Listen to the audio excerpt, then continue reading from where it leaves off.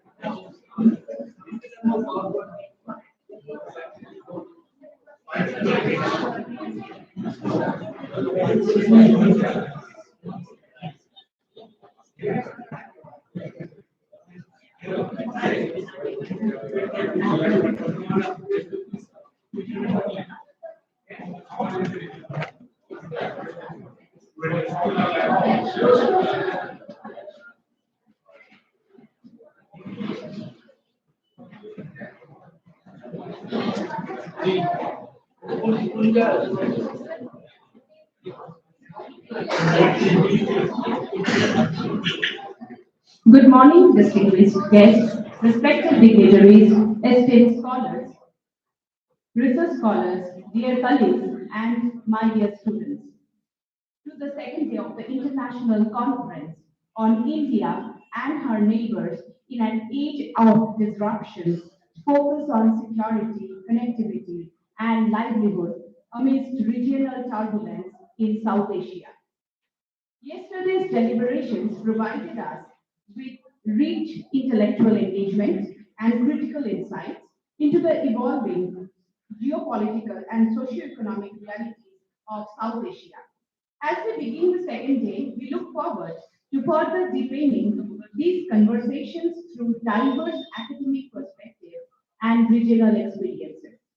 It gives me immense pleasure to welcome you all to day two of this international conference. We now proceed to the first academic session of day two.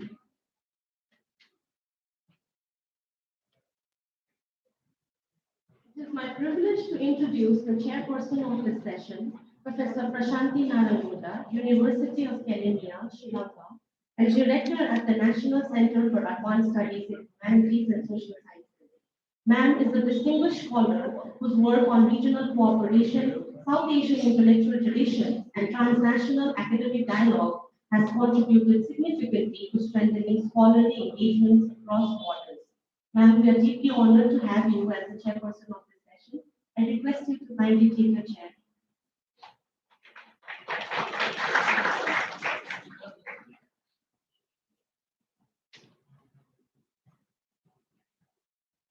This session brings together eminent scholars whose work engages with critical dimensions of India's foreign policy, regional diplomacy, and evolving geopolitical realities. Their scholarship reflects the dynamic intersections between national priorities and regional transformation. It is now my honor to invite our speakers, Dr. Mahavidyalaya, Professor and Head, Department of Political Science, the Maharaja Sayaji Rao University of Baroda. Dr. Mahavidyalaya is a seasoned academic and professor of political science at the Maharaja Sayaji Rao University of Baroda, Gujarat, where he also serves as the head of the department. He is additionally the joint director of the Atal Bihari Vajpayee Institute of Policy Research and International Studies. Beyond academia, Dr. Dhulakia contributes to civil society and scholarly networks. He serves as secretary of the Baroda Lions Education Trust and vice president of the Samvriti Foundation. His work reflects a commitment to political research, policy analysis, and academic leadership. Dr. Gulabya's work on political institutions, governance, and international relations has enriched both academic and policy discourse in India. Sir, I warmly welcome you. Now, I would like to invite Dr. Anil Kumar Vishwas, and I would like to request Honorable Principal Surya Mahavidyalaya to felicitate Dr. Anil Kumar Vishwas.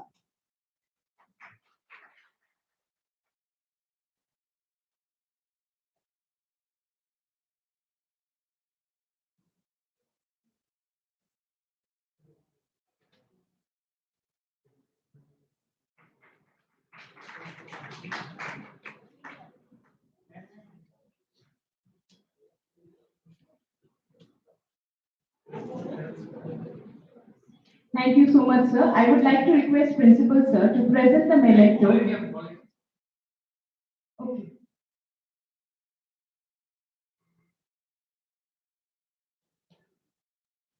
Thank you, sir. I would like to request you to present the memento to Mr. Rinzin Zamso, Honorable Member of Parliament of Bhutan.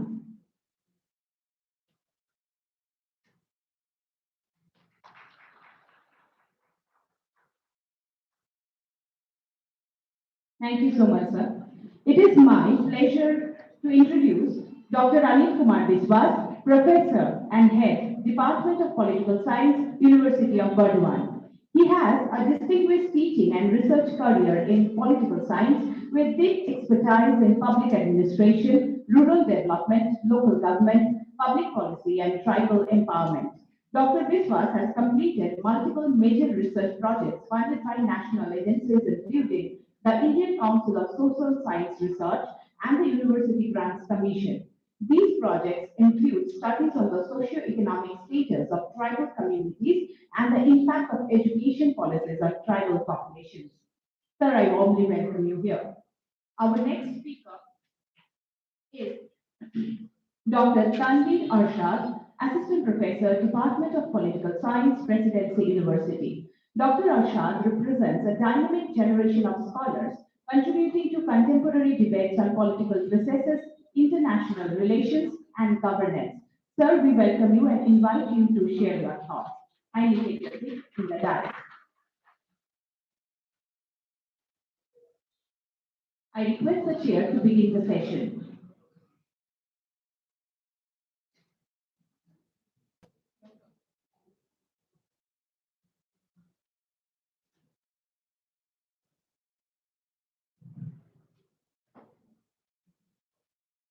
Good morning to you all, and a very good morning to you all. And I see all the happy and pleasant faces here today.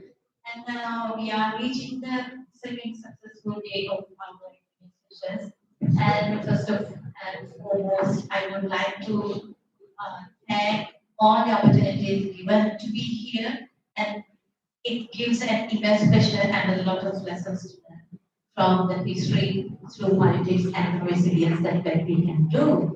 And so since we are at the second day of our session, without wasting the time and the curiosity of all the listeners, I would like to invite Dr. Amidwalaya, Professor and Head of Department of Political Science, the Maharaja Sayajivo University of Baroda, also the Director, Atal Bihari Vajpayee Institute of Policy Research and International Studies, for your presentation. Over to you, sir.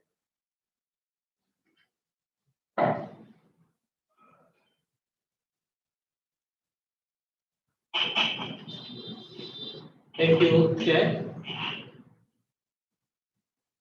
Distinguished scholars on the dais and off the dais, and dear student friends of the Surya College and other institutions of the Siliguri area. Let me at the outset thank Surya Mahavidyalaya in general and Department of Political Science in particular for extending this warm invitation to me to attend this international conference and share my views on a very vital theme, which concerns each one of us in South Asia and upon which our collective future rests. My focus today will be on interrogating all the three key words which are part of the theme of this seminar: security, livelihood, connectivity, and the larger non-traditional security domain. It's interesting that the theme of the seminar includes both conventional and non-conventional security domains, and we are expected to make some sense in terms of linkages between the two domains, which have so far attracted separate scholarly analysis and attention. Let me at the outset lay down the larger landscape of India's national security and the kind of challenges and threats which India faces today. My paper is going to be India centric largely, and the analysis will also be India centric. But many of the arguments that I am making about India or will be making about India would also be equally relevant to some other countries in the region, who are possibly in the same paradigm of thought with respect to national security. Well, when we talk about security challenges, yes, the conventional security challenges pertaining to mainly Pakistan and China, they continue to be pressing and probably the highest priority areas for any government, and rightly so. I am not disputing the focus on traditional military territorial security issues, but alongside these traditional military security issues, since last many decades, we have seen an increasing focus and increasing salience of several other non-traditional and non-conventional security threats, both to the state and to the people of this region. And these non-conventional security threats have caused severe vulnerability for each of the South Asian states.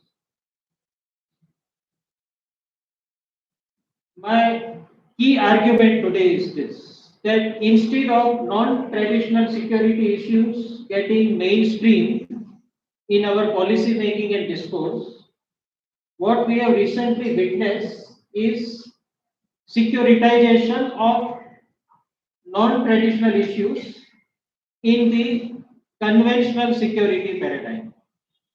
So actually, non-traditional security issues have lost out in terms of their autonomous focus, autonomous policy approach, and they have been subsumed largely by the traditional military security oriented thinking and policy making. So this paradigm of securitization of non-conventional security issues is something that needs to be addressed critically by us, so that the importance of other issues which are mentioned in this seminar's concept note, other than the conventional security issues, is truly highlighted. So the multidimensionality of the security challenges is one important point that needs to be understood. Secondly, this securitization of non-traditional security issues in conventional and military terms is actually a major barrier to the resolution of our multi-dimensional security challenges. Probably instead of mainstreaming the non-traditional security issues, we are complicating even the traditional security issues by securitizing the non-traditional security. And in the process, it's a lose-lose situation for all. When I say securitization, of course, the paradigm, as we all know, is derived from the Copenhagen school, which tried to look at security, national security, not so much as an objective reality, not so much as a phenomenon which is based on objective variables, but as a phenomenon which is continuously constructed and reconstructed through social discourse, through political discourse, and it is a dynamic process. So this fluidity, dynamism, and constructed and reconstructed character of national security is something that we need to look at more carefully and examine the discourses that are today articulated both in academia, in the think tanks, as also from the policy making establishment, so that we are able to make some sense of how the state wants to conceive the whole scenario, and we are able to see through some of the loopholes and some of the issues which pertain to this whole securitization domain. So first point I am making is that we need to dissect and deconstruct the discourse on national security so as to uncover the hidden agenda of securitization that the state and the state affiliated agencies are trying to push through their own discourses. Secondly, we need to identify the actors who are involved in the securitization of national security discourse in South Asia. And we also need to understand how the publics, how the civil society is responding to the state's effort to securitize the non-security, non-conventional security domain, and securitize actually all aspects of our life. One of the reasons for securitization of non-traditional security issues is not just the preservation of the sovereignty of the state. The logic is that we want to strengthen, we want to empower the state, we want to preserve the sovereignty of India. But actually, one of the key reasons is also to create legitimacy for certain types of narratives, for certain types of policies, and justify responses which are compromising the foundational democratic principles of the state.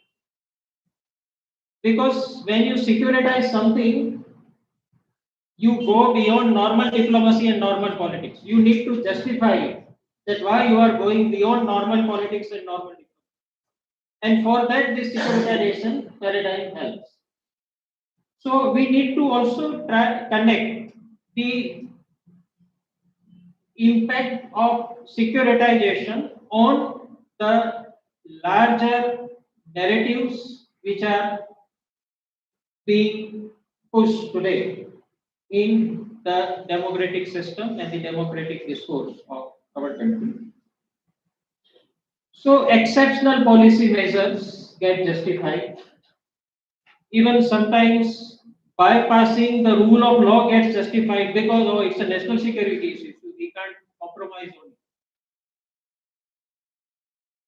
And violation of certain rights which communities or individuals are entitled to are also justified because of the securitization of the larger threats and the challenges that are there. So today we see that everybody or everything can be seen as a security threat. A legal migrant, I am not saying illegal, a legal migrant who used to live in our neighborhood was a normal human being. But suddenly now After securitization, we see him as a threat. Oh, he could possibly be a national security threat. We need to keep a check on him. We need to see what he is doing. Not just in India, in America, as we know how migration has been converted into a national security issue. A simple migration which America has experienced for centuries has suddenly become a national security biggest challenge to national. So issues like migration, issues like transboundary river water management and sharing, which is a normal thing. It is a normal diplomacy. States try to share river waters through systematic formal agreements. Today, transboundary river management is also securitized. That no, it's a national security issue. Water is secondary. Water is actually subservient to the national security issues. Culture is subservient to national security. So this mindset, which tries to convert everything into a national security challenge and a national security, is something that is posing a greater threat to examining non-conventional security issues in an independent frame, autonomous frame, and trying to solve them. So, one issue, as I said, is we need to interrogate this democratic backsliding that is happening in the name of securitization. How much of personal freedoms, how much of constitutionally guaranteed rights, how much of guaranteed community rights are getting compromised in the name of national security. National security becomes a catch-all term which can justify everything you see, anything beyond the frame of law. And if democracy gets weakened in the region, what will be the impact of it on the regional turbulence and the lot of internal conflicts, issues, legitimacy crisis that we are facing? So my worry is that when we are trying to weaken rule of law and democracy in the name of securitization, possibly we are creating greater security threats for the region by compromising on certain foundational democratic ideas and issues. Secondly, by security, because of the multi-ethnic, culturally diverse character of most of the South Asian nations,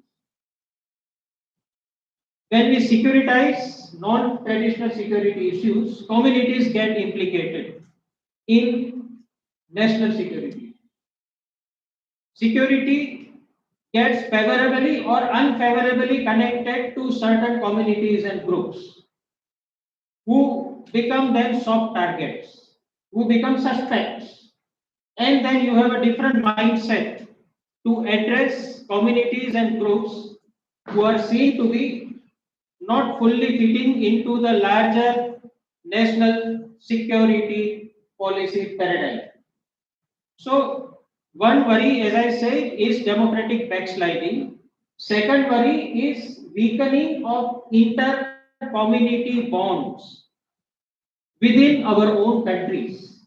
When we are excessively securitizing something, we actually end up creating the possibilities of greater distancing among groups and communities, and possibly even a situation of conflict if that distancing reaches a particular point of threat. Thirdly, unfortunately, I mean, this is the reality of our area. Religion also gets implicated with securitization. Like it or not, India, Pakistan, Bangladesh are implicated in a discourse of religious identities and somewhat conflictual and exclusive discourses of religious identities. So when we securitize issues based on certain group or community identities, I am afraid the biggest bane of this civilizational area called South Asia, that is centuries old religious divisions and discourse, I am afraid that instead of stabilizing it, we might open up unnecessarily certain historical chapters which need to be forgotten or at least kept only for academics to study, and we are making it part of our present day lived security policies, which need to be done actually be keeping religion out. So the identity of the migrant, the identity of the person speaking, the identity of the communities involved, identity of the people living in a particular border area, कि ये village में कौन से लोग रह रहे हैं, उसके आधार पर आपका सिक्योरिटी का लेंस आप कलर करते हो. तो ये चीज भी लॉन्ग टर्म में कहीं ना कहीं हमारे लिए बहुत बड़ी मुश्किल फ्यूचर में खड़ी कर सकती है. ये मैं पोर्शन का नोट यहाँ पर रखना चाहता हूँ. And it's likely to also create frictions in our federal relationships, because certain communities beyond borders have high concentration or majority concentration within Indian states. So a policy towards Sri Lanka is not just a policy towards Sri Lanka. It becomes an issue of conflict between union and the state government of Tamil Nadu in India because of the implication of Tamil identity there. Bangladesh and West Bengal for no reason get implicated in our security and foreign policy. West Bengal has nothing to do with India's national security policy or foreign policy. Constitutionally also it is prohibited from playing any role, but you know it better, I mean, how this disposed. Because of simply the commonness of Bengali language and the Bengali identity between Bangladesh and West Bengal, and it causes friction and tensions between center and the states, which should be avoided in a spirit of cooperative federalism. So somehow this securitization of national security or non-conventional has also caused weakening of the spirit of cooperative federalism in India, and that could further open up new issues and challenges for us. Thirdly, public's role as active participants, as active responders to national security discourse has considerably reduced because of high degree of securitization.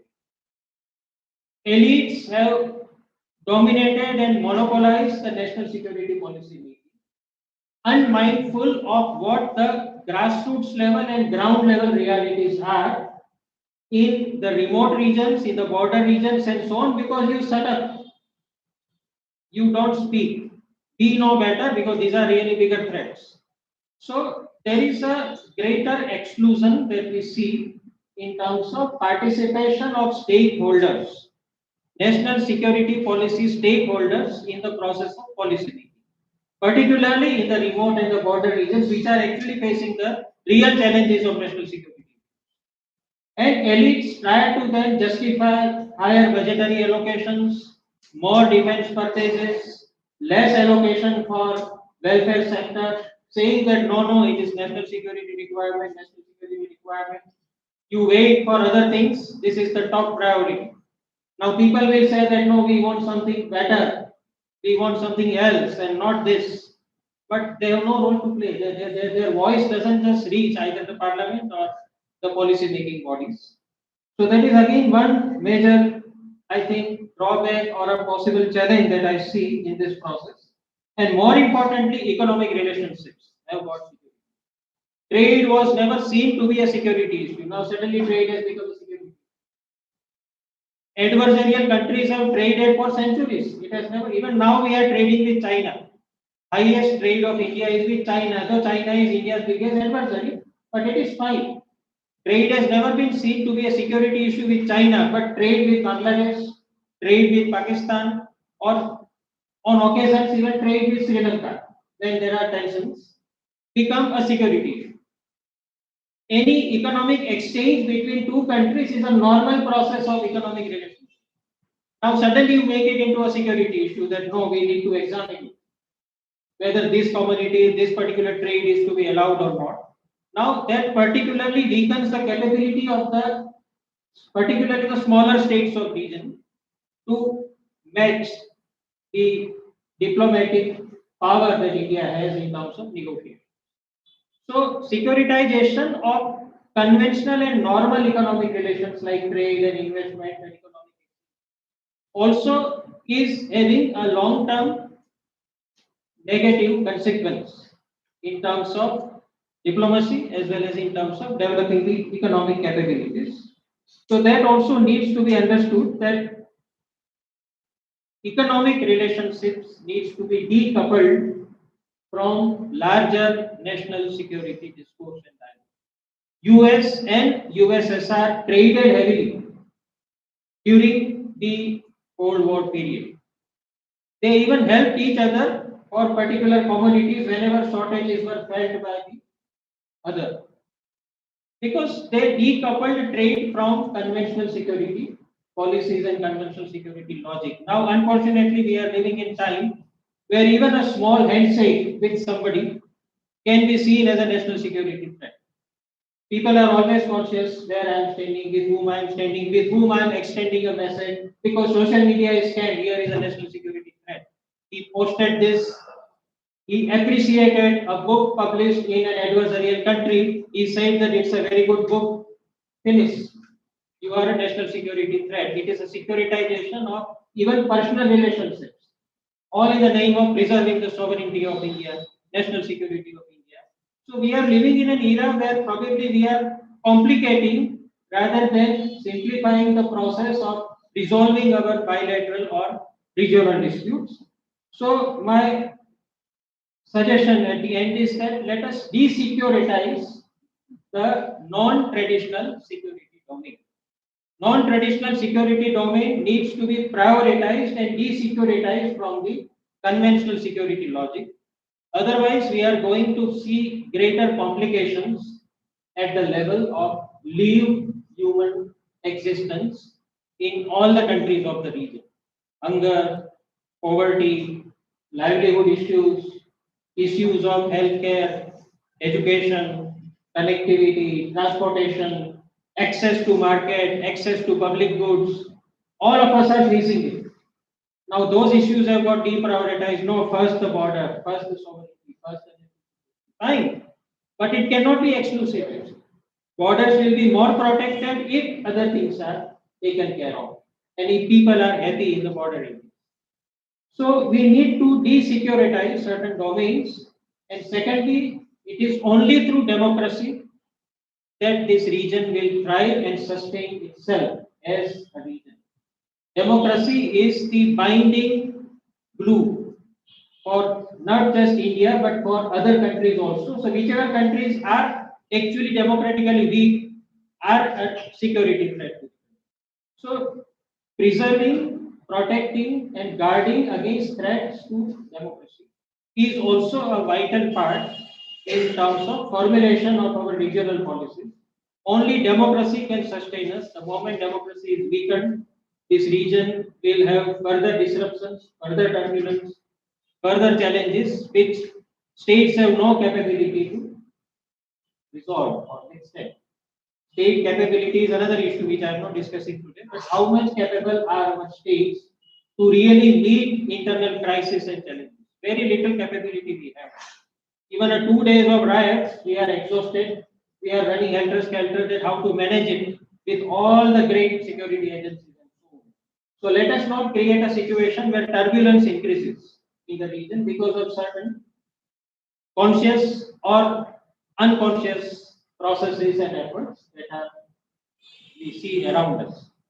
So I thought that let me sound these few notes of caution for this academic community here, more particularly for the students who sometimes get carried away by the social media discourses on national security.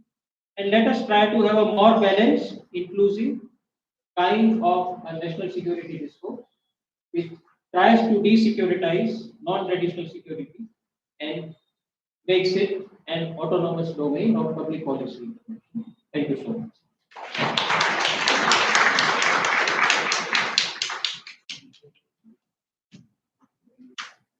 Thank you so much, Professor Ami, for taking to the foreground very, very particular very important matter of security, especially the national security and conventional security versus modern security issues and the complications that we meet to the existing human relationships because of this extra care, modern security, likewise. So it gave us a long line of experience and the reasons and the justification why we need to have a good command of national security. And with regard to the Asian, especially the South Asian region, because India's national security matters South Asia's region, honestly speaking. So if anyone seeks some sort of policy involvement in de-securitization of the existing security policies, that creates a huge hole between the security policies and the implications that we have so far made in order to make the welfare, well-being, and the democratic paradigm of this South Asian region very much a rich, consolidated state once and for all.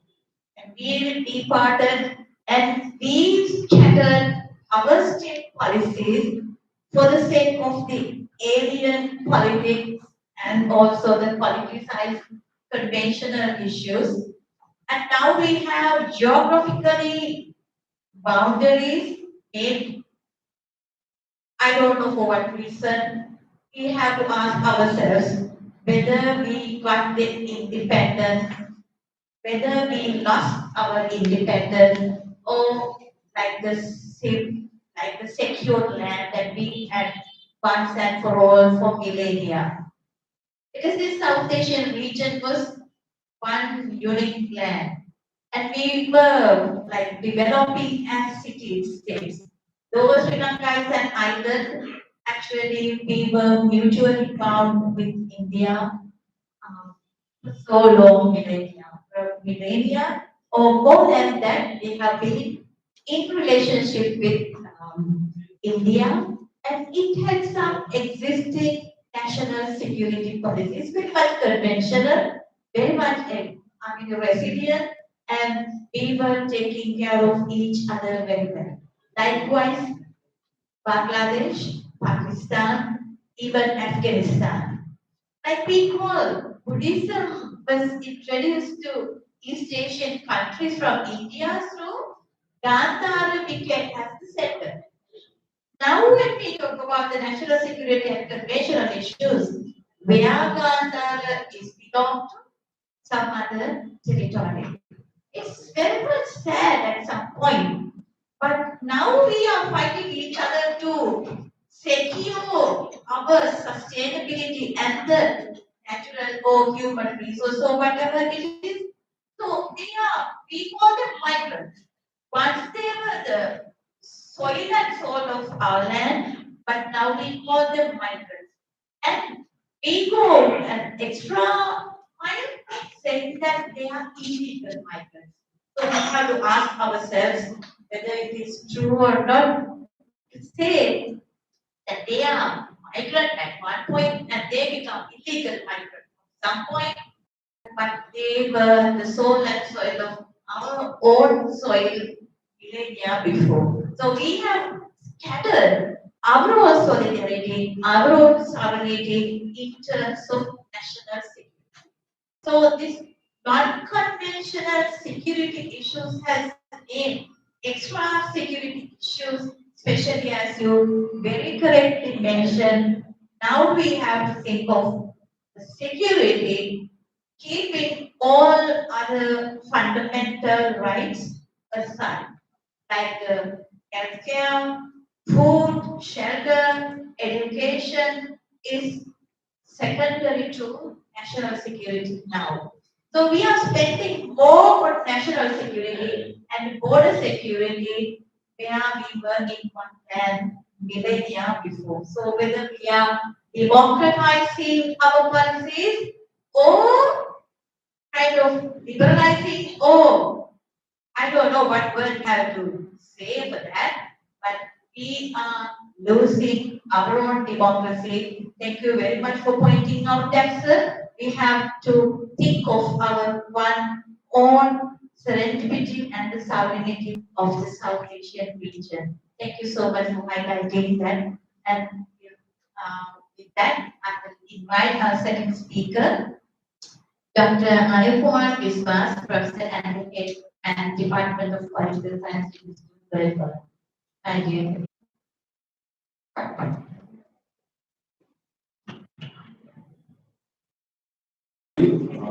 Chairman, ma'am, good morning to all my co-panelists, organizer of the seminar, the principal of that, and I especially thanks to my backbone, Professor Dr. Vikas Ranjan there. Actually, I am a direct student of him. I read under his supervision in my college life. So I think for him, I am here. So it is, I am proud, and I met with him after 35 years. So I am nostalgic. And when sir called me, Anil, please come. And on that time, with my consent to sir that I will be joined anyhow. And some know that I'm so much busy this time, but I managed this day for sir, and I respect my backbone. I again say he is my backbone. Actually, I am not a student of international. I am a student of public policy, and I am trying to share my some observation from the perspective of public policy, I just try to focus on environmental policy. Here mentioned here India and neighbors in an age of disruption. So I frame one title that searching alternatives in the era of global warming and environmental disruption, a study of Indian mountains. And when I present few issues, I am not strict only in Indian Maldives. First, I present my observation by reading by two or three points. One is global issues beyond South Asia, and South Asia also come within this purview. And next, I come to the point in Indian issues, environmental issues of India, and then I go to the issues of Malta. And I'm trying to present some issues which are taken by global leaders for across the world, and a few from Indian perspective by Indian government, and a few from Maldives government. And after them, I frame here searching alternative. I give some policy suggestion, which also not my, it is not my creation. I just follow one group of scholars on schools. I just highlighting here their part. So all of you know that global warming is one of the serious challenges to the environment. And all of it is also we know that carbon dioxide is responsible for the greenhouse gases. And one report estimated that 72% of global warming is contributed by carbon dioxide. And all of know that global warming creates a huge climate issue, and it is not fixed regions. It is the issue of global issue. and that global warming is now impact of global warming, pattern of rain is changing.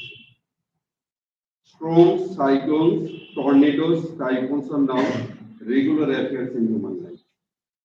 And I just here mentioned here one NASA and the World Meteorological Organization data. The World Meteorological Organization indicates that the year 2024 is the warmest year in the world.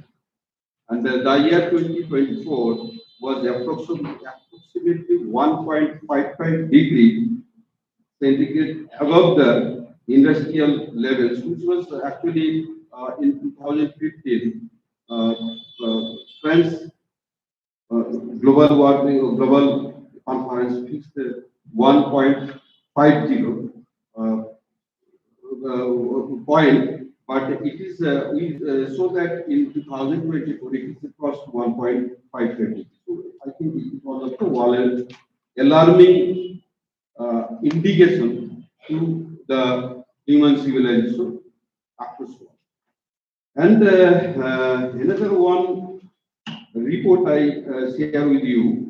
One research team comprising of 54 scientists from 31 institutions under the leadership of Professor Lizian Chen, he observed, the group observed that about 90% of the excess heat from global warming is stored in ocean, making ocean heat content a critical indicator of climate change.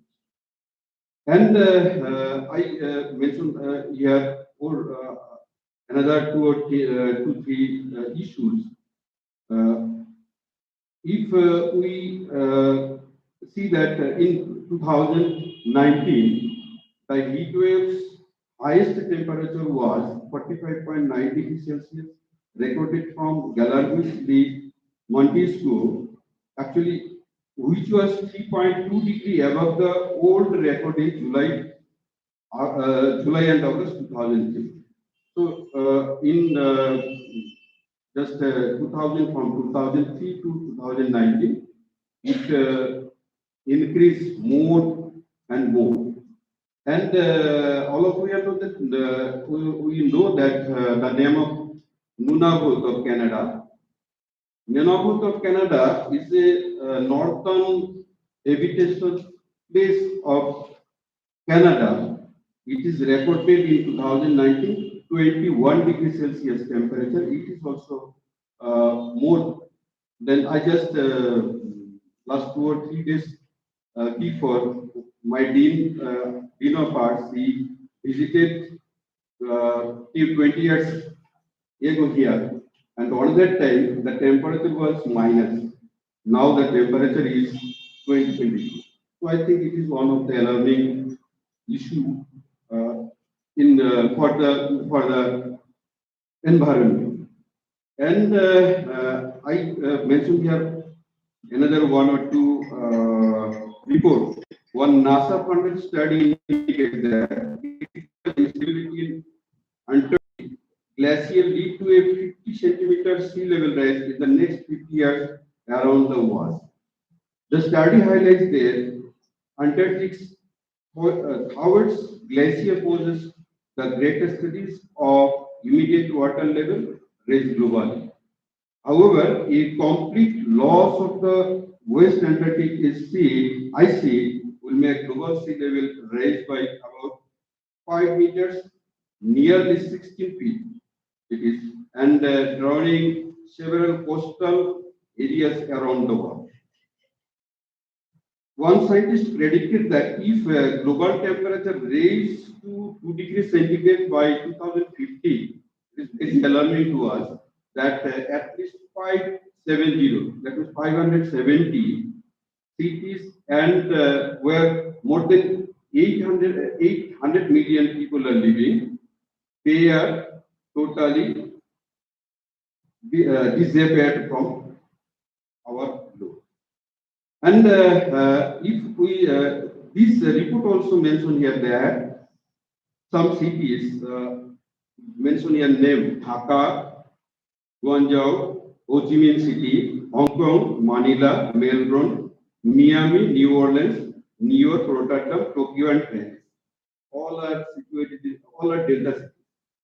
These are disappeared within 2050. So I think it is, Maldives, all of you know that Maldives is one of the smallest nation in South Asia and beautiful nation, very close to your country. I visited both of the countries long time now.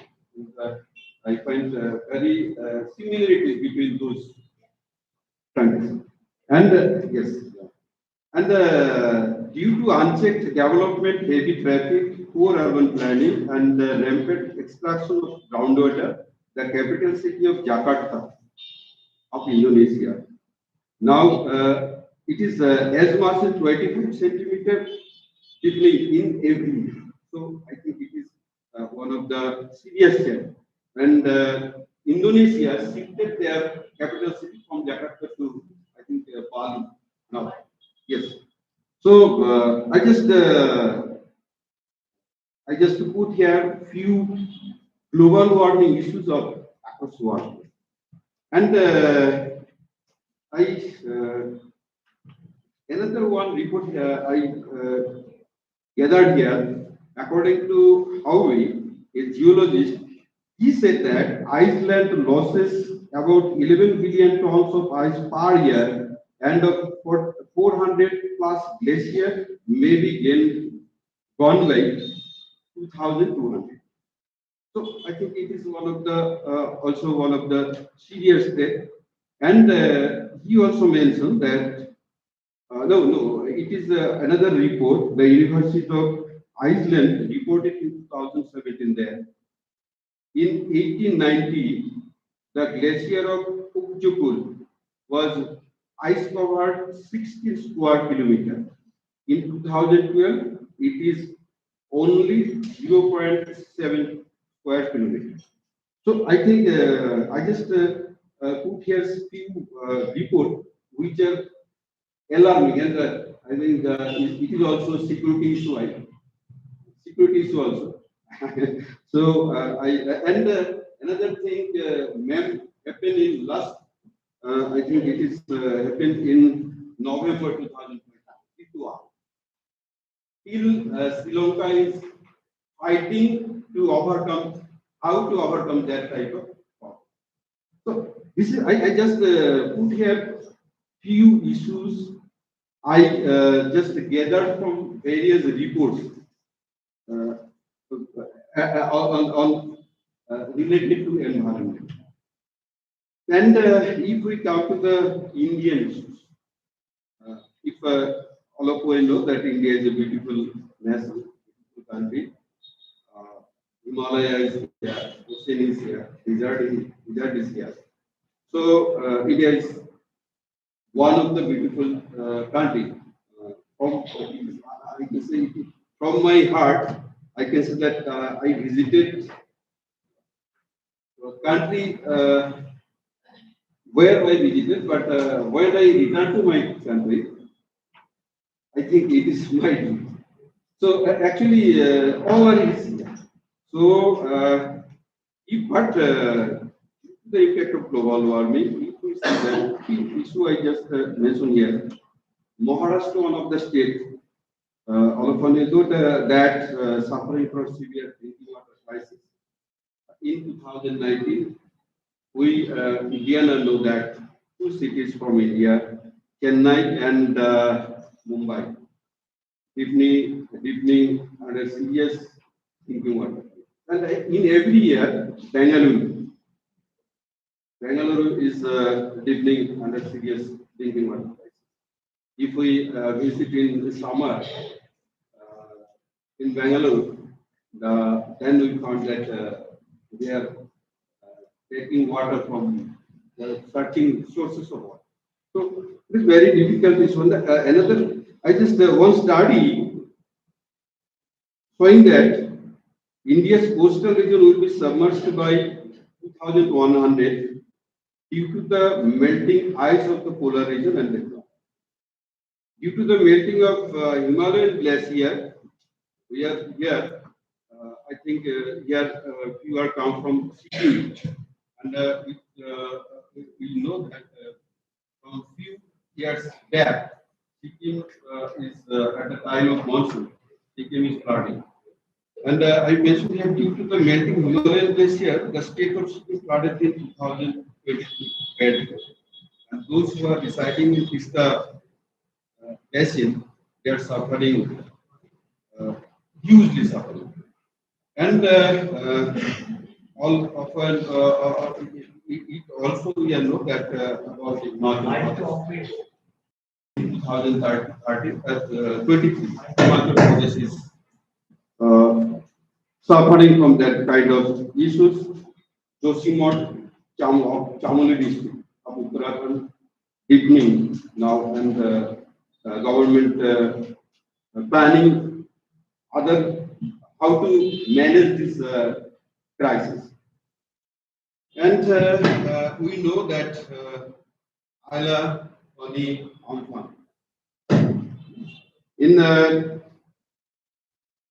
23 people were killed, more than 1 lakh people are affected, and many properties were destroyed in 2009 in coastal West Bengal and Odisha by Ayla.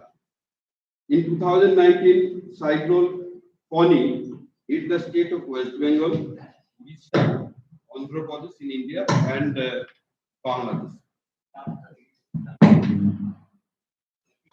Sorry.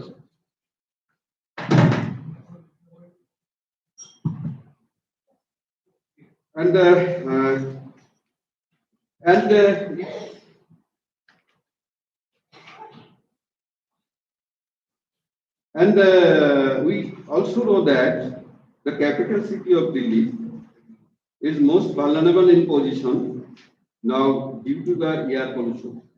This is the one of the scenario of Indian issues. If we see the Maldives, Maldives is a very beautiful and nice country. And in the Maldives, there are 1,190 islands. And these are divided with 26 atolls. And very interestingly, there are only 200 islands are inhabited, and 87 are tourist resorts. Others are totally blank. That means natural, only natural islands. The current population of Maldives is total population is, I just collected on 10th February. As per United Nations data, it is now is 5,30,820. I think population of Siliguri is more than Disco. So but the country is very nice one of the country, and at the same time, total population of the country is 5,30,000. But the population of male city is only 70. And very interestingly, the area of the male is 8 square kilometers. If anyone wanted to round up within 30 minutes, I just 35 to 40 minutes, I just covered all the city in a night. And country is, but alarming issue is due to the global warming. Now the problem is here, sea level is increasing, and the global various studies showing that it is increasing 10 to 100 centimeters by the year 2100. Already I mentioned, and due to these issues or unplanned mining of the construction works in Maldives, coral reefs is now under severe threat. I think same thing is happening in Sri Lanka. And coral mining reduces coastline protection. Solid waste and sewage poses a serious problem. Solid untreated waste polluted the marine ecosystem and underground reservoir of fresh drinking water. And I already mentioned here that Mel is one of the populous city in Maldives. The total population is, I tell, okay, sorry, I mentioned here 70,000, not 70,000, it is 75,000. But very interestingly, out of 75,000, 20,000 is 20,000 Bangladeshis are here. I just when I visit here, just I just found one signboard. হাত ডাল পাওয়া যায় মাছ পাওয়া যায় বড় বড় পাওয়া যায় that means fish is available here, rice is available here, and rented house is available here. Then I thought where I am here, and in every shop the labor of that is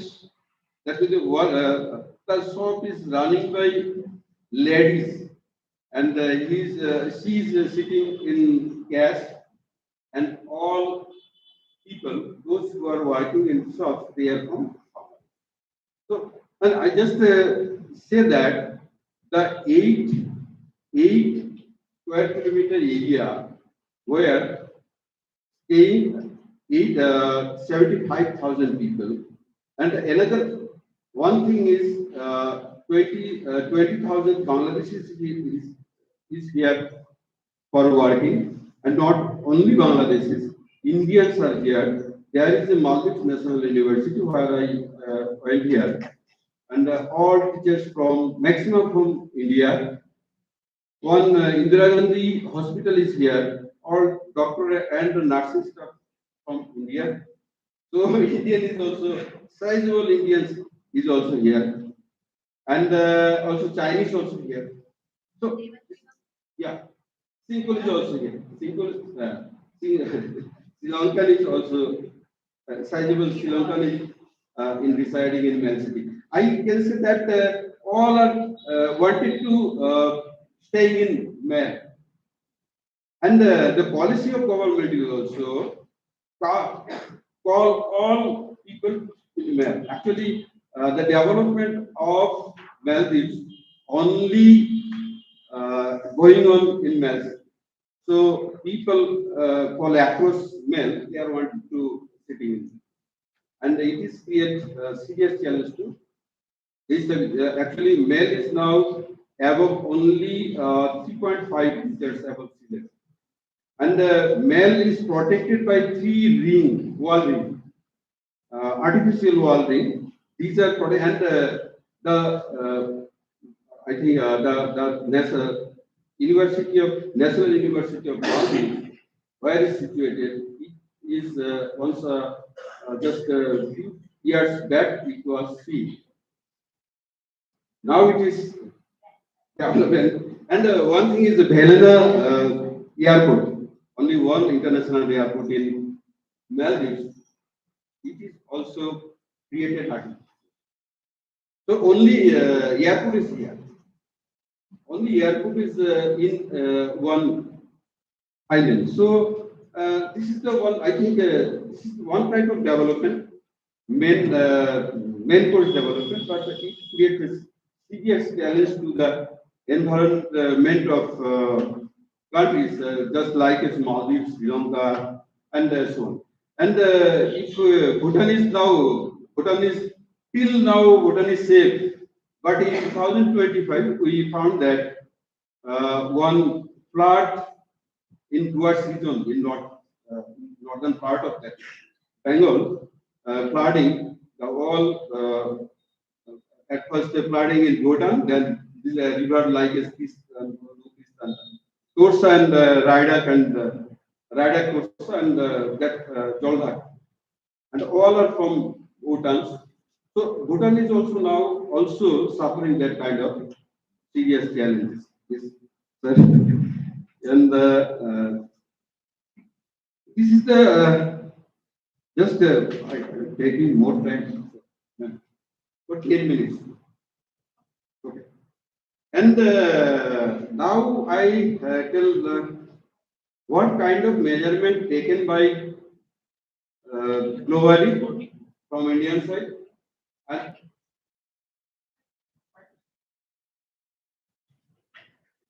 and from Maldives.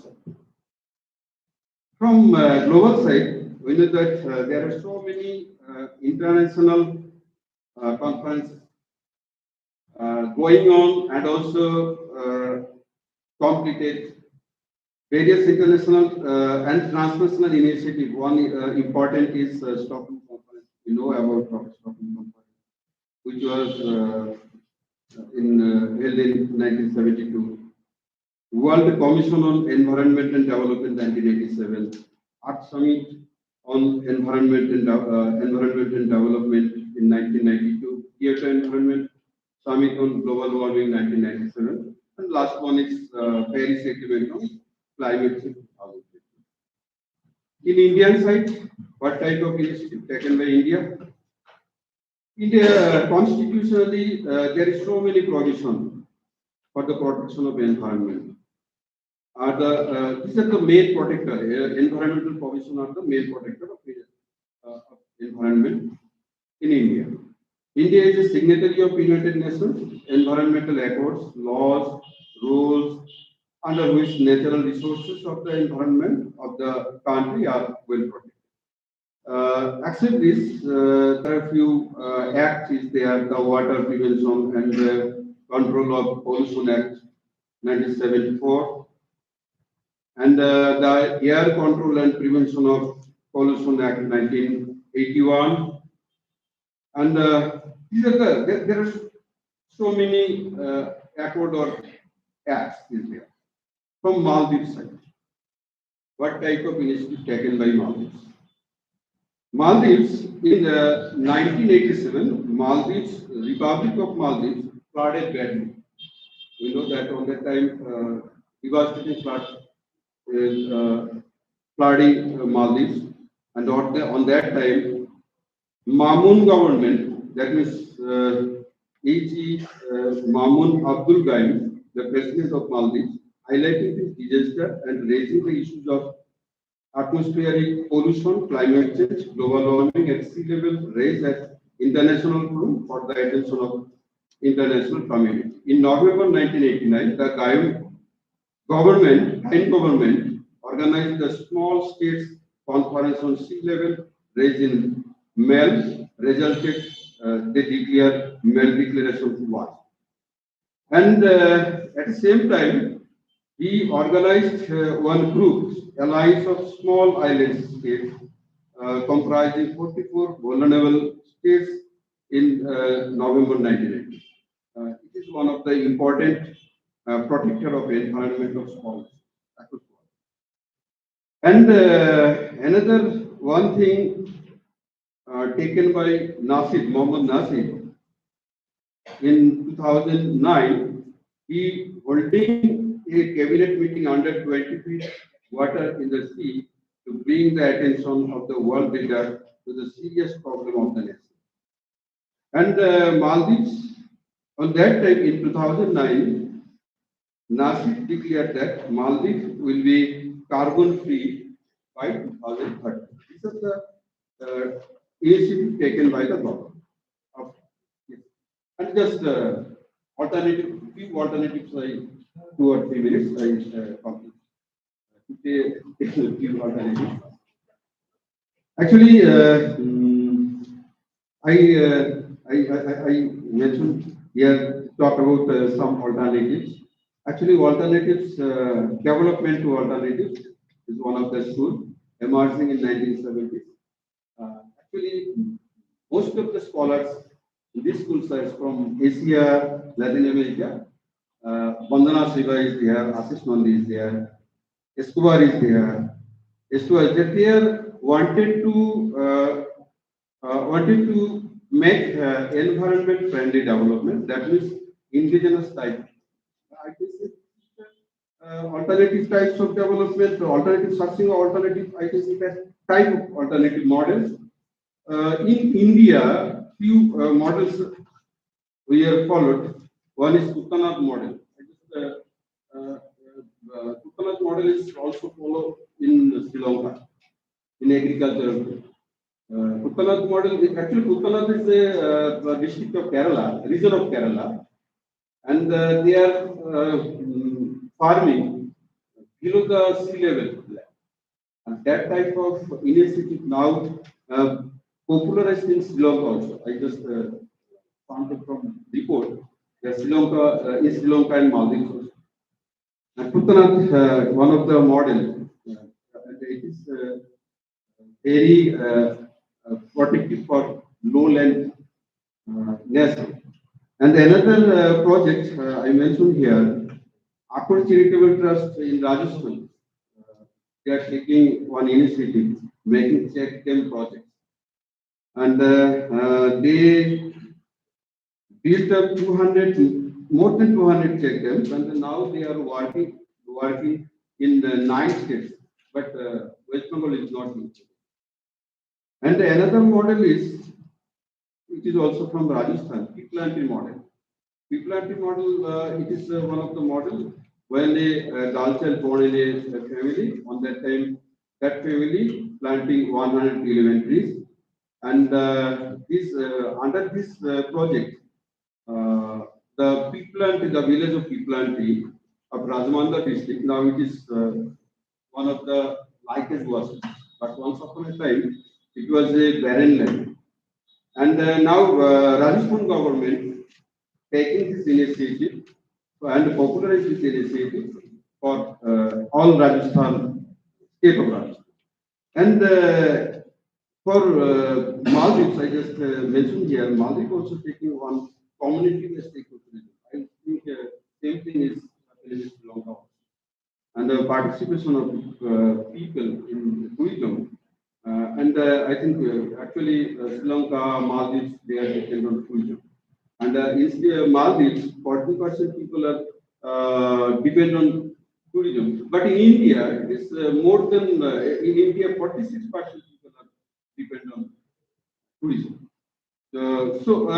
I just mentioned here that type of initiative, indigenous type of initiative, maybe save our mother earth, and it is very important. And for the security, it is national security, international security, traditional, non-traditional, any kind of perspective.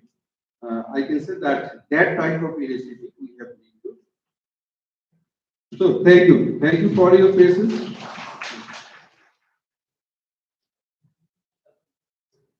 Thank you so much, Professor Biswas, for your kind of very intimate, very close timely topic. It's the global warming, because global warming is a very kind of immeasurable impact to the environment, and also significantly gives an impact to the human life well-being and everything. Because when we say that global warming, that creates an environmental imbalance, obviously. The colder states go colder, whereas the warming states are becoming more warmer and warmer. Like if you have heard very recently, most of the American states like Texas, Alaska became the coldest in 50 years. In Canada, Ontario, Montreal, Manitoba experienced the worst cold weather in 50 decades in their history. Why? Because of this global warming. And the impact, the harm that gives to the human life, not only the human life, the like, deterioration of the fauna and flora and the animal and the human life and the life pattern that we experience today is going to be so much vulnerable. And even in Sri Lanka, even in India, we experience some colder weathers very strange.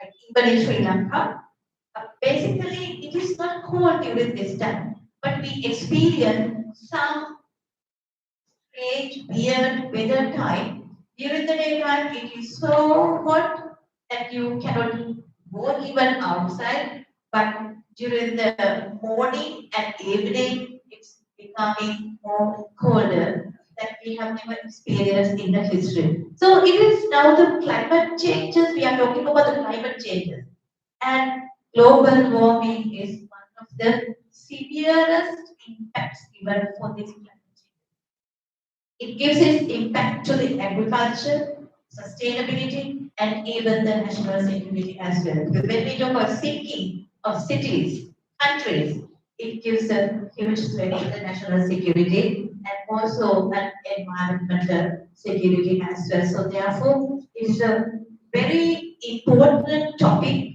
that we need to have more discussions like the national security, because we are going beyond the national security and one kind of non-traditional security.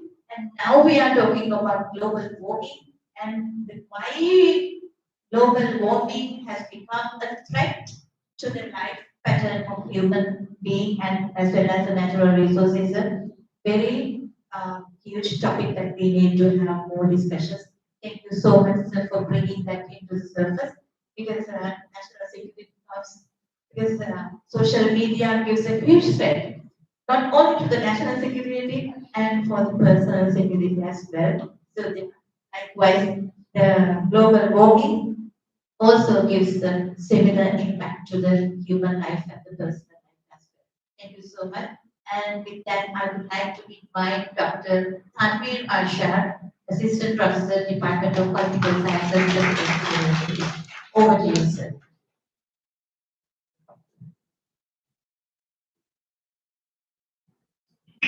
Hello. I hope I'm audible to all of you. Good afternoon, rather good morning to my respected chairperson and professors on and off the dais.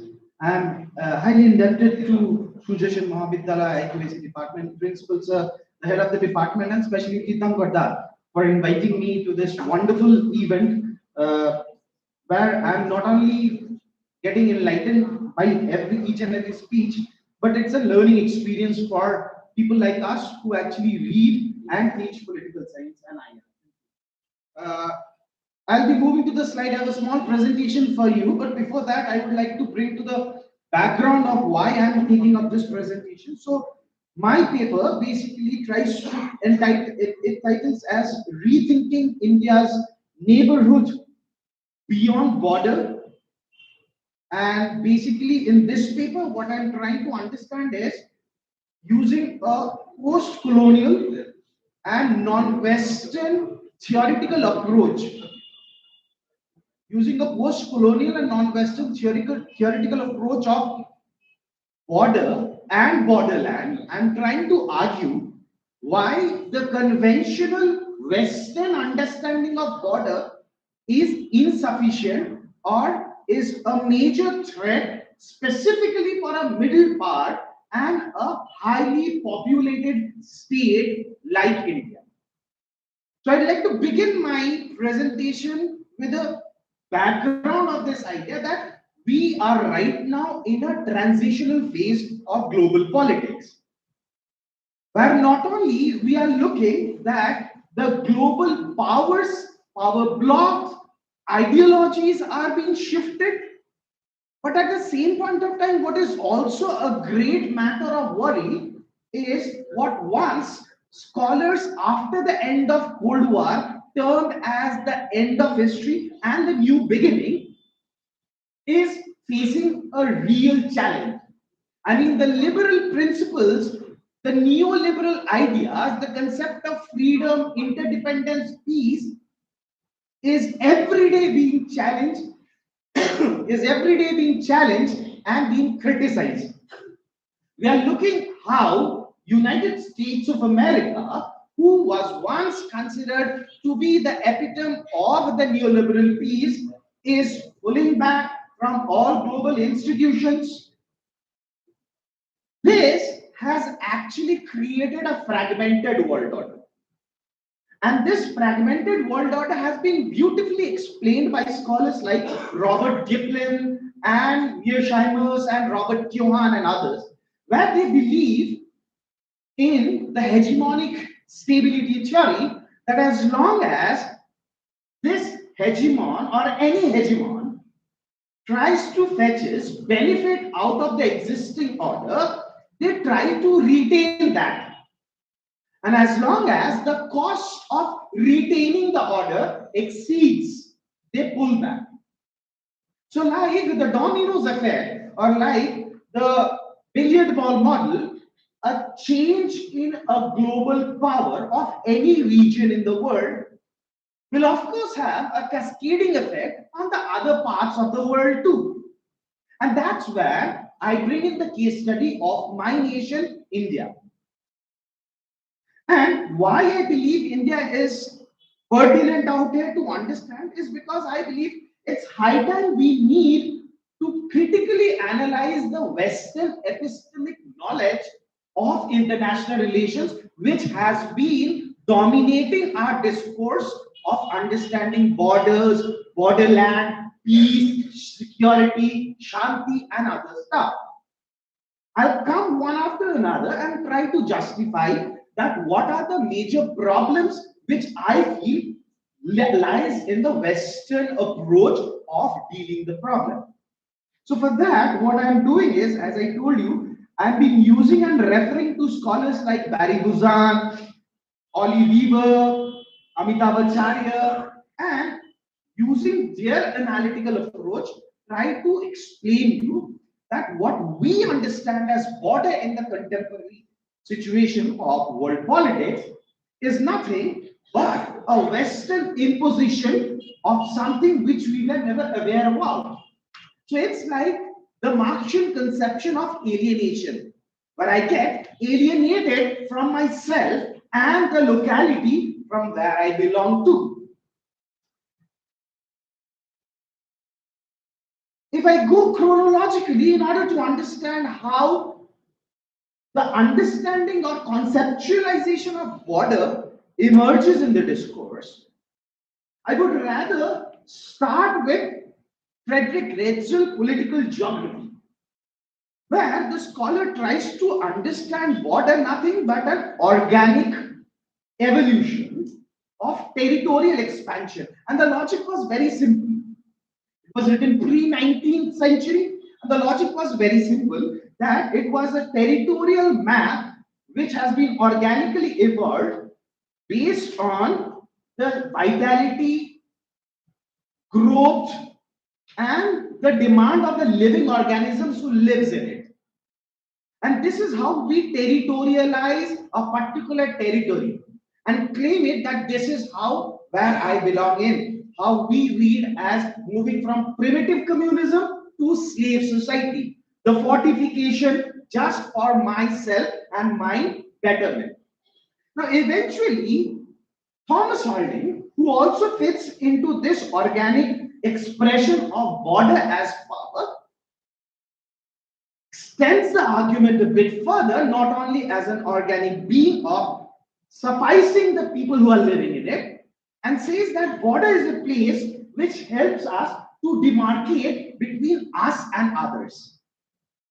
And this is where we come to the concept of modern day idea of citizens and non-citizens. So people living in a particular territory are only allowed to use the resources of the territory becomes us, and the others who are on the other side becomes other. So this othering comes in with an artificial construction.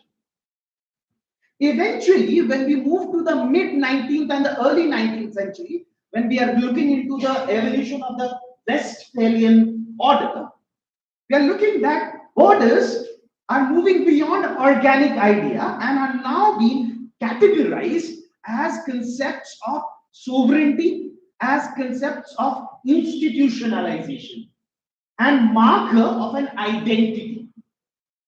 Now that's where Karl Holzhofer, Jacques Ansel, S.S. Borg, Julian Minard, Prestoff, and Christoph, amongst others, basically tries to argue the simple question that does power shapes border or border shapes power? Which means as bigger the borders are, those expresses how powerful you are. So that's where the idea of territorial expansion comes in. Grab more and more land, make it more and more fortified, bring it more and more resources, because that's what you got epitomized as the source of power and stability of any nation. Now, in the same line of argument, eventually what was also being done with the expansion of this territorialization and the fortification of the territories was the concept of good and bad borders, where the idea of state comes in, and the argument was that good borders are those borders which ensures peace for the state, and bad borders are those borders which will never ensure peace because there is always instability. So my understanding of peace and my understanding of good and bad, bhalo ebong mondo, is coming from an idea that if there is stability, which means lesser intrusion incoming, I'll consider it as good border. Which means if my walls are really high, I can call it as a safe haven. And that's get visualized when we look into the architectural maps of medieval India or Indian heritage, where we see that the fort had bigger walls. The main reason was to ensure, okay, the bigger the wall, the bigger the fort, the most powerful the king or the ruler is. The main simple argument, which never used to be in the ancient or the indigenous concept of what we understand as India. Eventually, the Westphalian Agreement comes in, and we know what follows after it is the concept of state, sovereignty, power, national interest. We get Hans J. Morgan theory, who tries to understand that the politics which happens between the state is nothing, but it is mere politics of power and struggle. We come up another scholars, a group of scholars who are criticizing this realist school from the liberal and the new idealist. Again, we get scholars who are criticizing the idealist school, and eventually we are getting a debate where the main point of argument retains that what borders are enabling. So something which was never organically or naturally a part of any society or nation has now come up as the most dominating discourse or debate in the domain of politics, foreign affairs, or international relations. Now, this claim got diluted for a little bit, but to a major extent after the end or decline of the Berlin or the breakdown of the Soviet Berlin Wall, the collapse of the Soviet Union, where we see the rise of LPG reforms and the wave of globalization and globalizations, both from top to below and below to above. Now, because of this globalization, eventually what happened was the market incoming and the state rolling back somehow diluted this coherent concept of border and borderization, securitization. People started questioning, like John and Hugh, Jessica Baker, they started questioning about the concept of performance of sovereignty, where they believe that borders are nothing but quote unquote territorial traps. You get trapped into these territories, which affects your performance both in the market and beyond the market space. And what we need is a more open, porous, diluted concept of border. This was nothing but a neoliberal propaganda to ensure that market flows in. The neoliberals were very clear and very smart about this. They knew it very well that if I retain the same old logic, doing trade is going to be much more problematic for me, and until and unless having a more porous border, which we as a civilizational state bestowed long back. I mean, look at the readings of Rabindranath Tagore and others, where we have never believed a concept of nationalism or world citizen confined to a territorial identity. The fourth stage or the fourth phase, which I believe the fourth set of literatures which helped me devise this paper, and which I believe perfectly suits for my case study, which I'll be coming in a while, where the post-colonial and the subaltern intervention. Now, after the flag end and when globalization was at its peak, what we are witnessing is the rise of the subaltern intervention and post-colonialist. So Patrick Wolf, Ernest Geller, sorry, Benedict Anderson. Now, what they are trying to argue is the idea of imagined communities. So they are not considering border, neither the idea of core citizenship or nationalism as a coherent self of explaining what you mean by your own identity. We are reading Edward Said and Franz Fanon and then trying to argue that these were nothing. But this is how colonialism actually hegemonized their ruling, legitimized their ruling over the non-Western state. I'll be a bit quick about this. And then we get another set of scholars like Ranojit Guha, Partho Chatterjee, Gayatri Spivak and others, where they are trying to, or Homi Bhabha for say, where they are trying to argue about the conception of hybridity, memory, space, contested localities, and they are basically trying to deconstruct the understanding of border to the most basic scale of understanding, that this has basically done not good, but rather has created a restricted, or what Karl Popper would rather argue about Plato's a closed society. Now here is where I believe my literature fits in and my case study fits in.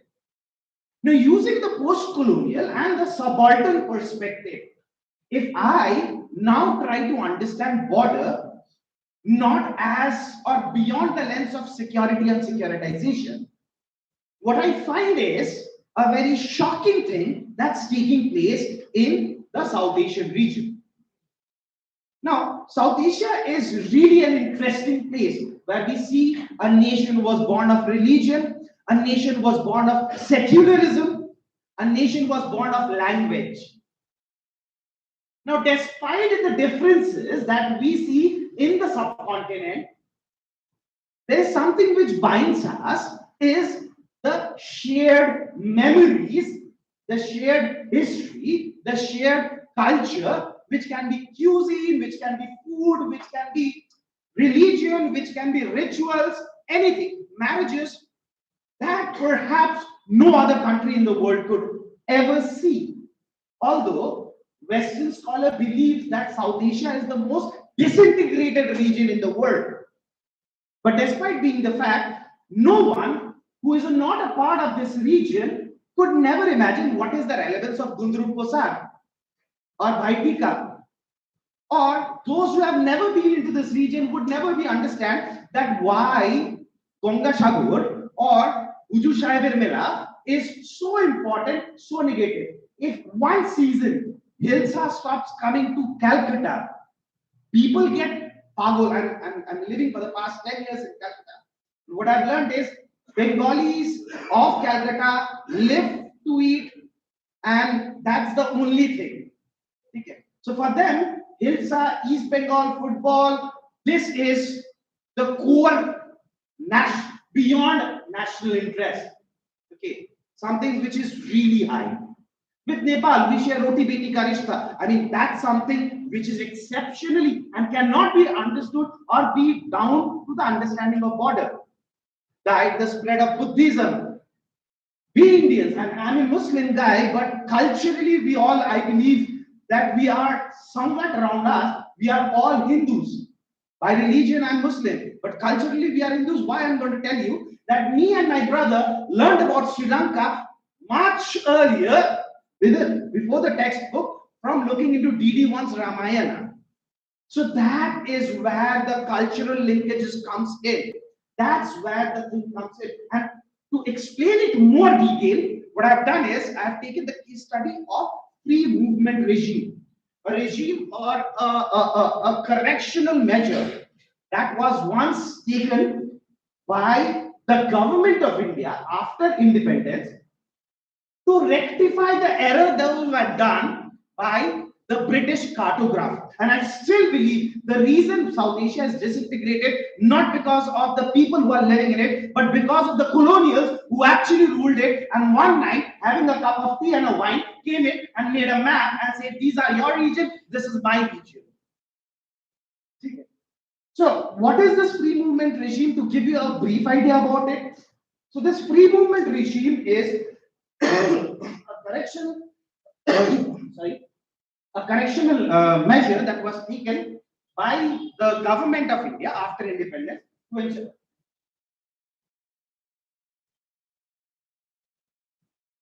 ensure that the four states, so the four states of Northeast, which whom we share our borders with Burma, erstwhile Burma, present day Myanmar, which General Naravare in his book The Four Stars and Destiny calls as Brahmadesh. When he got his appointment, that's what he writes in his book, in the PDF, when I'm reading it. He says that I went to my mother and my mother said that you are going to Brahmadesh, Burma, or present day Myanmar. So Arunachal Pradesh, Nagaland, Manipur, we share 1,643 kilometers of border with present day Myanmar.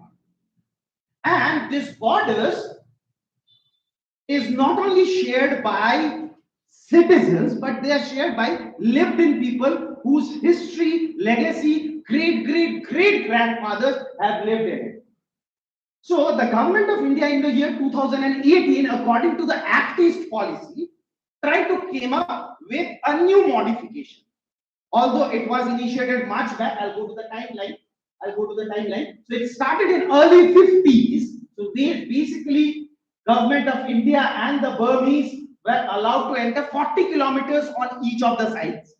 The Burmese were allowed to stay for 72 hours in the Indian side, and the Indians were allowed to stay for 24 hours in Burmese side. Now, the answer was really, the logic was very common because they shared marital ties, they shared family ties, they shared rituals, there was death rituals, a lot of things. Okay. Now, 1968, the government thought we're going to tighten the schedule, and what they said was, we will give you temporary pass for the people who are living in these border regions, primarily because at that point of time, insurgencies was at peak in the northeast, and it has just started in the northeast. So, 2004, the government of India reshape it and says that instead of 40 kilometers this side of border and the other side of border, we will limit it to 16 kilometers. So the logic would be that if this is the borderland, 16 kilometers towards the Indian side and 16 kilometers towards the Myanmar sides is allowed, where they can move freely. Now, 2018, we make, as per the Act East policy, we finally formalize it, and this 16 kilometers border were finally being acknowledged by the government of India. Problem starts in the year 2024, where now the government has come up and said that because of national security and cross-border terrorism, violence, human trafficking, they are going to scrap the prevalent existing FMR, free movement regime. Now, what this has done is, this is just a small timeline thanks to ChatGPT. It helped me to create this timeline in a much more cosmetically good, beautiful way. So if you look into the timeline pre-20, 18, 18 to 24, 21 onwards, rising concern, because 21 was the point of time when we see the rise of military junta. And that's where is a matter of great concern for Indians. So now the government is saying that there are four major justifications why they want to scrap the existing FMR regime. First is, of course, the security concern. I'm not going to expand that more. We all know cross-border insurgencies, the rise of the recent ethnic clashes between the Kukis and the Meiteis and in the northeast. So irregular migration, administrative and governance challenges, very tough to have a border management. Although we are living in a borderland state, but unfortunately, that's the least prioritized zone of any government that has come to power in India. So be it calling the state of the border as the first state, Pehla Pradesh, or be it the last, no government has never tried to take a border management rule. The reason is the simple logic of electoral politics and parliamentary democracy. Seats are less. So they are of no concern for us as long as there is no incursion or attack which comes in. And that's what point number C explains, the administrative and governance challenge and political and symbolism, which is again a problem. Now, as long as this was being mandated by the government, it was considered to be perfectly fine. But everything has a rippling effect, and the effect was witnessed. This is where the FMR looks right now: fencing, making walls, separating nations. This has created this.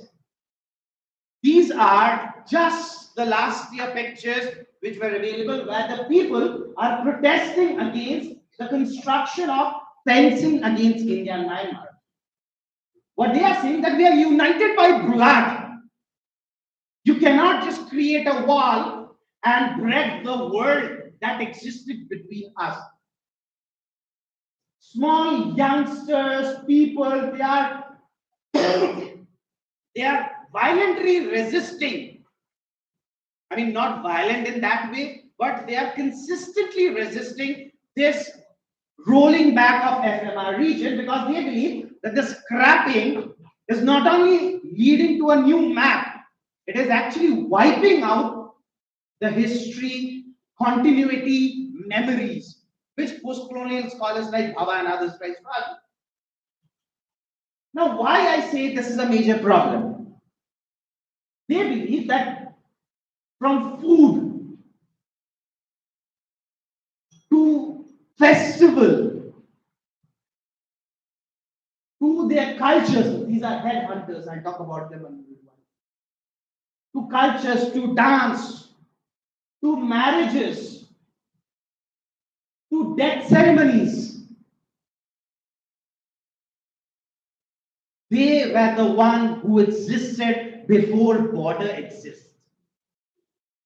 And this lineage, this history, this cartography is something which you cannot wipe out just for the sake of security, is what they are.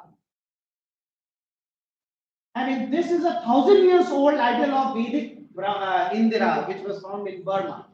Okay. These were some of the archival photos of the aboriginals who lived in it.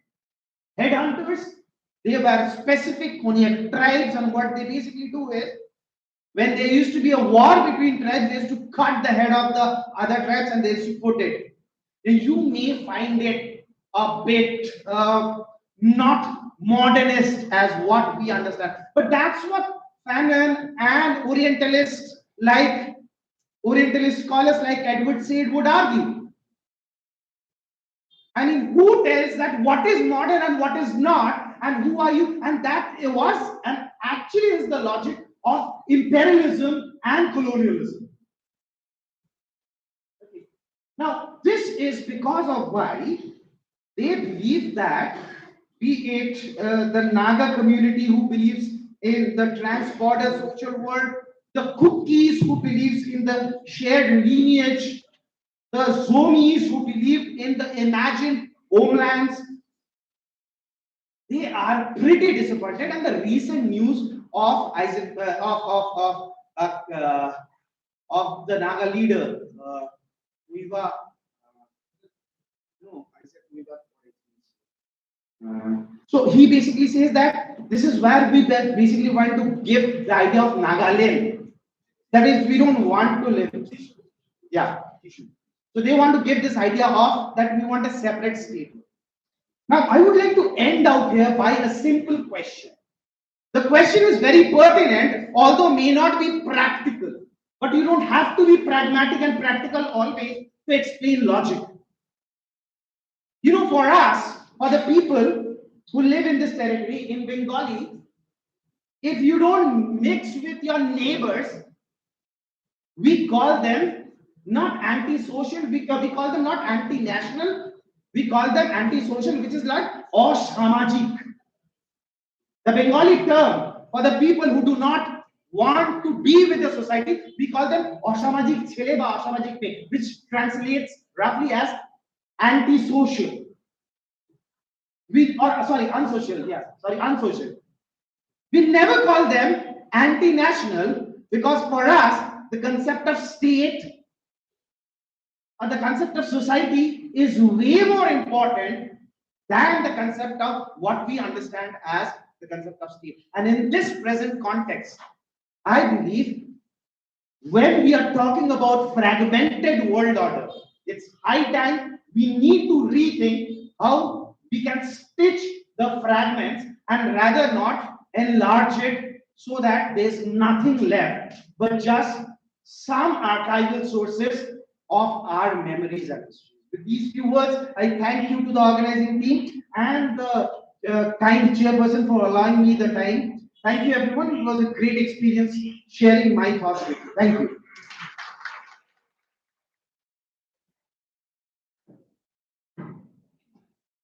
Thank you so much, Dr. Asha.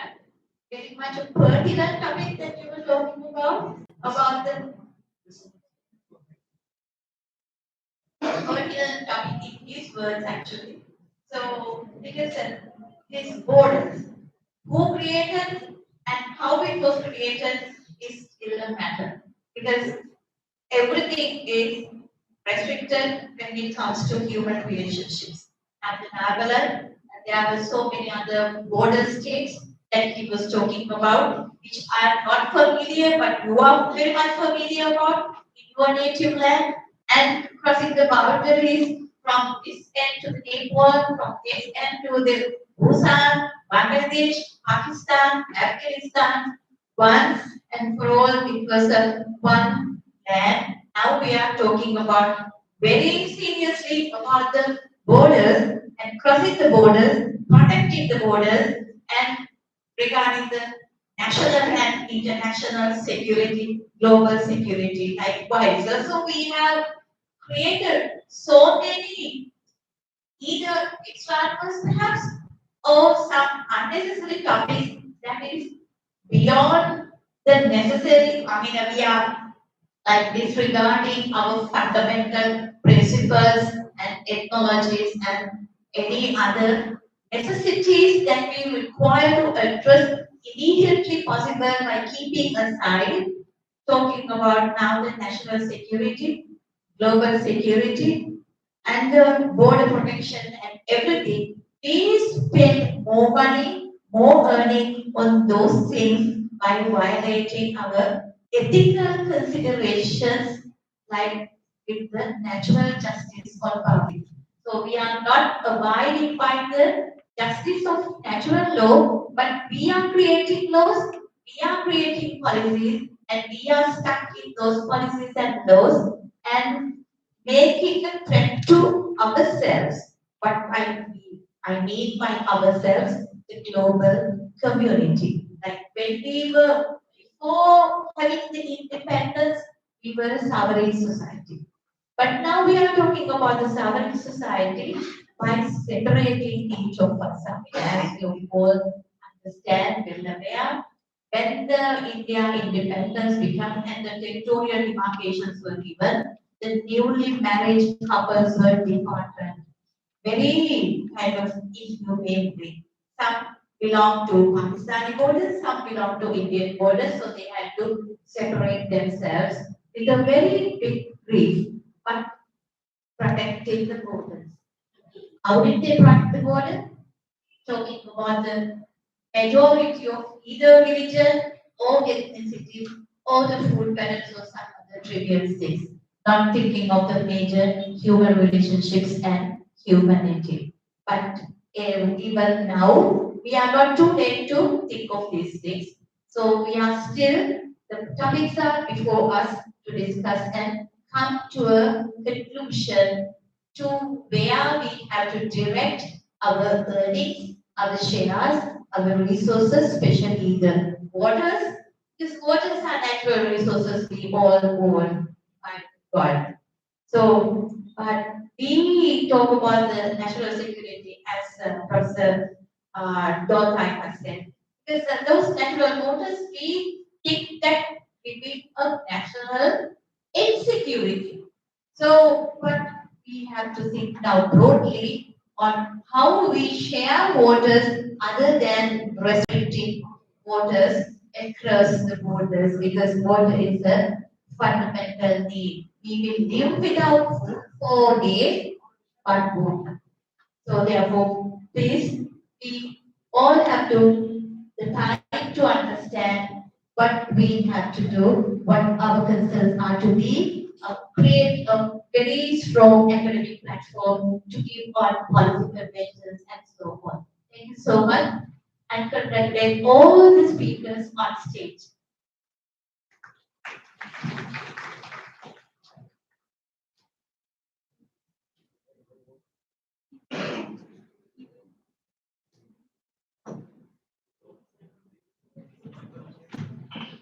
Okay. Thanks to all. We are monitoring the exact time frame. So our tea break scheduled to be started from 12:15 and next session from 12:45 p.m. And the invited speakers were Professor Sajib Pala from Bangladesh, Mr. Rinjit from Bhutan, and Premraj Khanal. But unfortunately, as I told you, that Professor Sajib Pala could not come to our conference because of visa problem. So we would have two speakers. So our tea break would start now, 12:30. We would be here. We would be here by 1 p.m. No, sorry, 12:30. 12:45. From 12:45, we will start our next session before lunch. And there has been another change that in the post-lunch session in the KCPM seminar hall, the chairperson would be Tanvir Arshad. And presenters are Dr. Arunna Gouraj, Bimal Raj, Devashish Rai, Shivam Sinduri, Raja Lohar, Priya Das. And another parallel session in K27, Political Science Departmental Group. Chairperson would be Dr. Rindu Kumar Bishas, Associate Professor of Political Science, Krishna Chandra College, Birbhum. The presenters would be Abhishek Kumar Prasad, Bharti Chaudhary, Gajri Raut, Sarban Koiri, Anurag Pottar, Arindam De, Dia Mohanto, Aritro Ghosh, and Nikhil Kumar Jha. And after that, the valedictory session will be held in this KCPMH hall, and all the certificates will be distributed here during the time of valedictory session. And I have one other announcement that Professor Anil Vishwas, in course of his speech, he spoke that he was in Alipurduar College while I was then working as a teacher in Alipurduar College. And in Alipurduar College, my teacher was late Professor Nirmal Kumar Sen, and I also worked with him for long. He expired in 2017, and Anil Kumar Bishas was a student of Professor Nirmal Kumar Sen. Recently, works of Professor Nirmal Kumar Sen have been published by his family members. His articles, and he was also a great writer. His paintings and articles have been compiled in a book and that have been published. I, on behalf of the family members of Professor Nirmal Kumar Sen, I want to hand over that memorabilia to Professor Anil Kumar Vishwas.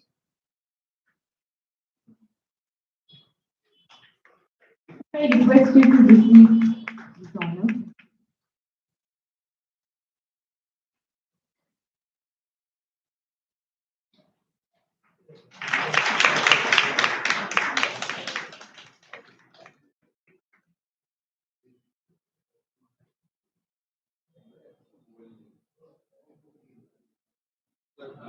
I'm very proud.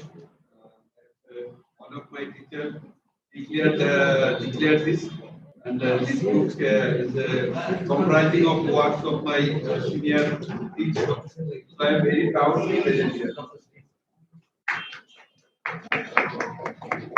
Thank you, sir. Now I would like to extend my thanks to the chairperson, Dr. Prashanti Narangoda ma'am, and the speakers of this session for enlightening us and illuminating different kinds of reflections on border studies.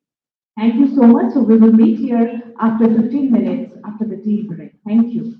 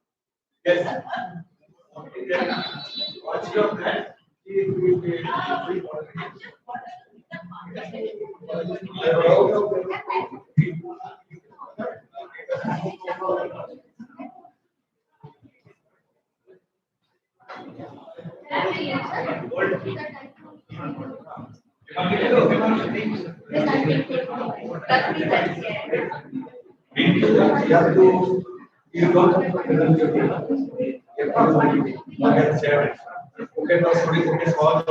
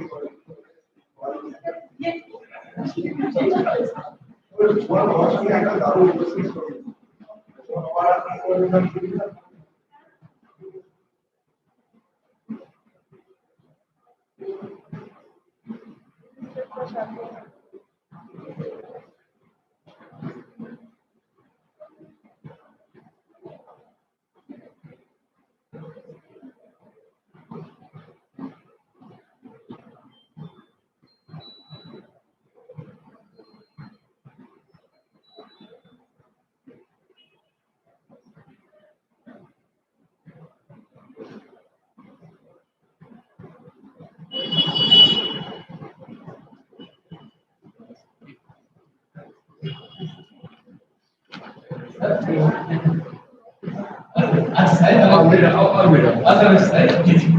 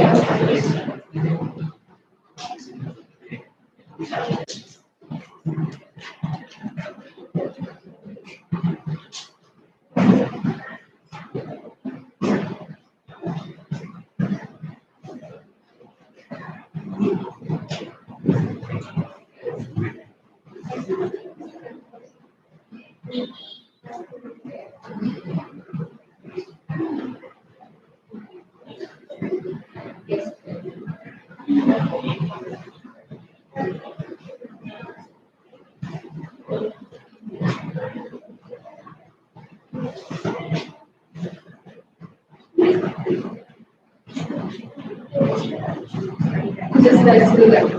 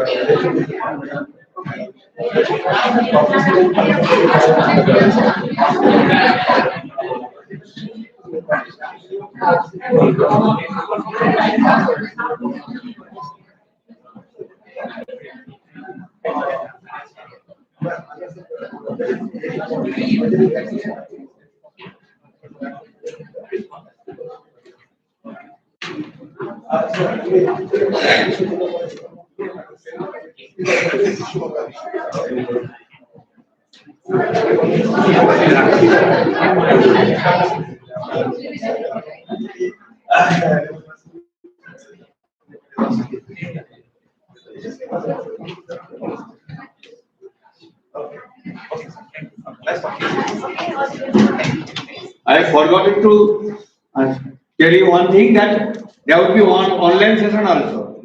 There would be three parallel sessions after lunch.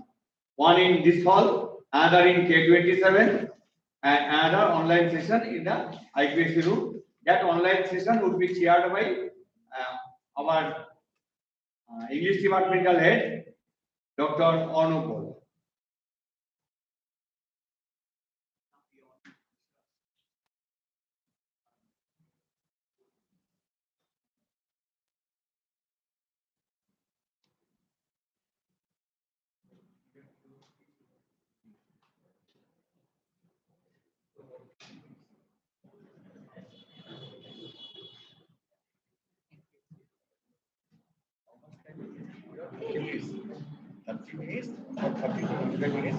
Then there will be discussion. We cannot have all discussion because of the lack of time.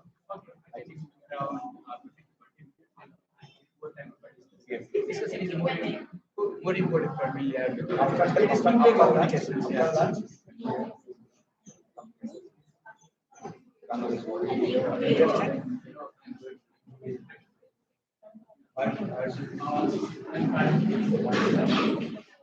Next step. You check out from the hotel. After lunch, then I will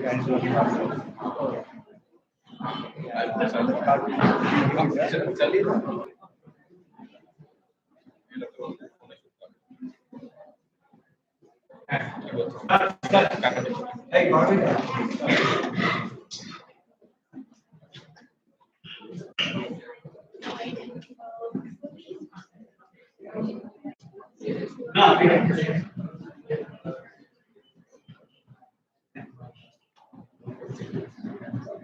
Welcome back. I hope the tea break provided a refreshing pause and an opportunity for informal academic exchange. We now resume the proceedings with the second academic session of day 2. It is my honor to introduce the chairperson of this session, Dr. Anil Kumar Biswas, Professor and Head, Department of Political Science, University of Burdwan. He has a distinguished teaching and research career in political science with deep expertise in public administration, rural development, local government, public policy, and tribal empowerment. Dr. Biswas has completed multiple major research projects funded by national agencies including the Indian Council of Social Science Research and the University Grants Commission. These projects include studies on the socio-economic status of tribal communities and the impact of education policies on tribal populations. Sir, I welcome you and kindly request you to take a seat on the dais. So we have two speakers in this session. First speaker will be Mr. Rinzit Jamso, former representative and member of Parliament of Bhutan. Mr. Jamso brings with him both academic insight and rich practical experience in governance. Mr. Jamso, former member of Parliament of Bhutan and former chairman of the Human Rights and Foreign Relations Committee. His experience offers a rare and valuable perspective on parliamentary diplomacy, governance, and regional cooperation. So we are honored by your presence and invite you to kindly address the gathering. Please take your seat on the dais. We have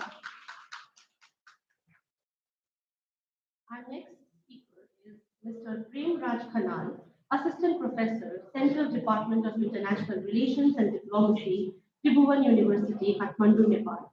His academic work contributes meaningfully to the study of diplomacy, international relations, and regional political dynamics in South Asia. This session is particularly significant as it brings together distinguished scholars and practitioners from across South Asia, reflecting the truly international character of this conference. Their presence reinforces the importance of dialogue, cooperation, and intellectual exchange in strengthening regional understanding. I now request the chair to start the session.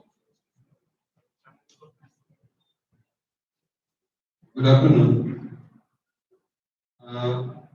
We already late 30 minutes. Yeah, it is one education and another thing is in my panel there are three present here, but it's good or bad. One is absent, good for time, and bad for we are not able to hear. So, so those who are present, Mr. Rinzit Jamso, former member of Parliament of Bhutan, he was a member of Parliament of Bhutan, party.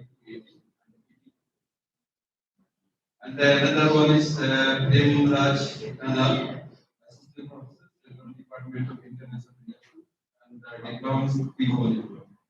Welcome.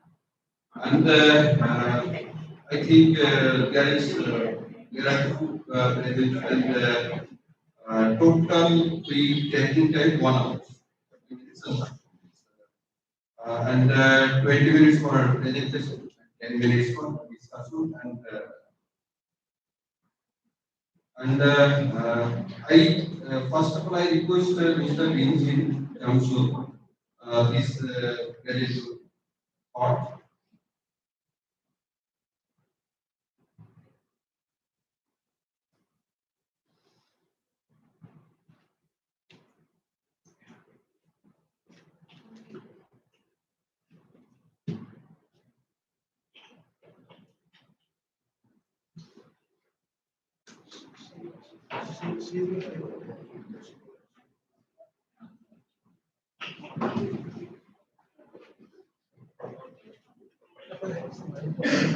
chairperson of the session, distinguished professors and academics, and the paper presenters here on the dais and off the dais. We have our faculty, respected faculty, then my dear students, ladies and gentlemen. I am given an assignment to talk on the India and our neighbors. The topic is that. But I thought I would to give a bit different perspective because we have all the same topics. Although the research findings are different. And I am not a researcher, by the way. And my apologies because we're getting heavier and heavier, I think, towards afternoon. At the same time, having come from the mountains just yesterday and day before, I have some stomach disorder and all. So I hope I'll do the justice. Nevertheless, I was just trying to prepare and see whether I can talk India and her neighbors. So in that case, particularly India and Bhutan's relations, from the perspective of our development philosophy called gross national happiness. But I was given an impression that I will have not more than 7 to 8 minutes. So now I learned that I'll have some more time. So I have structured a small statement, just keeping to the confining to India-Bhutan relations, and definitely the connectivity, the synergies, the cross-border trade, investment, and the opportunities, and finally positioning ourselves as a gateway from South Asia to Southeast Asia. So to begin my statement, if we have time, I think I can later present you from the perspective of our development philosophy called gross national happiness. Because a lot of topics are being already covered very extensively by all the former speakers with facts and figures from the cross-border trade to commerce, to connectivity, to the culture, faith, all things have already surfaced. And particularly in terms of security, we have dwelt so much about security. When I say security, that's why my statement is confined to India and Bhutan relations and our neighbors and the connectivity. When I say security, the topic itself is very broad. If we speak from the GNS development philosophy perspective, security is all about not the border security and what we face the internal conflict between two countries. Security is all about water security. And some of our presenters talked about climate change, water security, so food security. It is very broad topic. So I'll just read my statement and then see whether we can accommodate some of the other parts, or if you have any queries or questions after that. I have particularly chosen and to act a little bit on the common topic of what we are given, India and her neighbors in an age of disruptions. So focusing on security, connectivity, and livelihood amidst regional turbulence in South Asia. So just to reorganize a little bit, I've given my topic from the borderlands to gateways, Bhutan and India relations, the Galefu mindfulness city, which we have talked about yesterday briefly. And it was touched by one of the presenters yesterday here that we are now coming up with one modern city in the south center of Bhutan, bordering with 80% with the Assam and 20% towards Barobisa and Alipurduar. So Bhutan and India relations, the Galefu mindfulness city, and regional turbulence in South Asia. So this is my topic.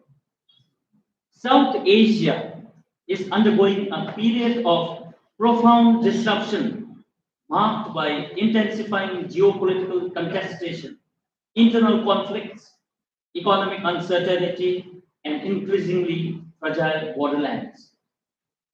Against this backdrop of regional turbulence, the Bhutan and India relationship stands out as a rare example of continuity, stability, and strategic trust. I would like to submit that the resilience of this bilateral relationship is sustained solely through national level diplomacy, not solely through national diplomacy level, government to government, people to people, business to business, but it is deeply rooted in the stability, security, and connectivity of India's eastern border states, particularly Assam and West Bengal. Historically, Bhutan, Assam, and West Bengal were closely interconnected through trade routes, cultural exchanges, and livelihood networks that long predated the emergence of modern nation states. These borderlands, especially the Duars, function both as vital commercial gateways and strategic buffers. In the contemporary period, Assam and West Bengal continues to serve as Bhutan's principal economic corridors to the Indian mainland and global markets, making the governance, development, and stability of these regions central to the durability of Bhutan and India relations. Recent infrastructure initiatives in West Bengal and Assam illustrates these dynamics in practice. And I think we are all aware that recently it was announced in the budget session, the budget in the Indian Parliament, that projects like Banaras to Guwahati bullet train via Siliguri corridor, the proposed Sevok to Ottabari bridge, new railway links between Banarhat and Samchi in Bhutan, and between Kokrajhar and Gelepu, the 69-kilometer linking with the GMC project, upcoming GMC project, and Guwahati to Silchar Expressway, the new Brahmaputra bridge, and establishment of a railway coach factory, and so forth, in the Assam collectively demonstrates how strategic development in India's eastern border states is enhancing regional connectivity. These initiatives facilitate trade and mobility between India and Bhutan while simultaneously advancing India's neighborhood first and Act East policies, positioning North Bengal and Assam as a critical gateway to Southeast Asia. By linking local economies to transnational corridors and supporting initiatives such as Gelepu Mindfulness City, which I can explain later if you need some explanation on this.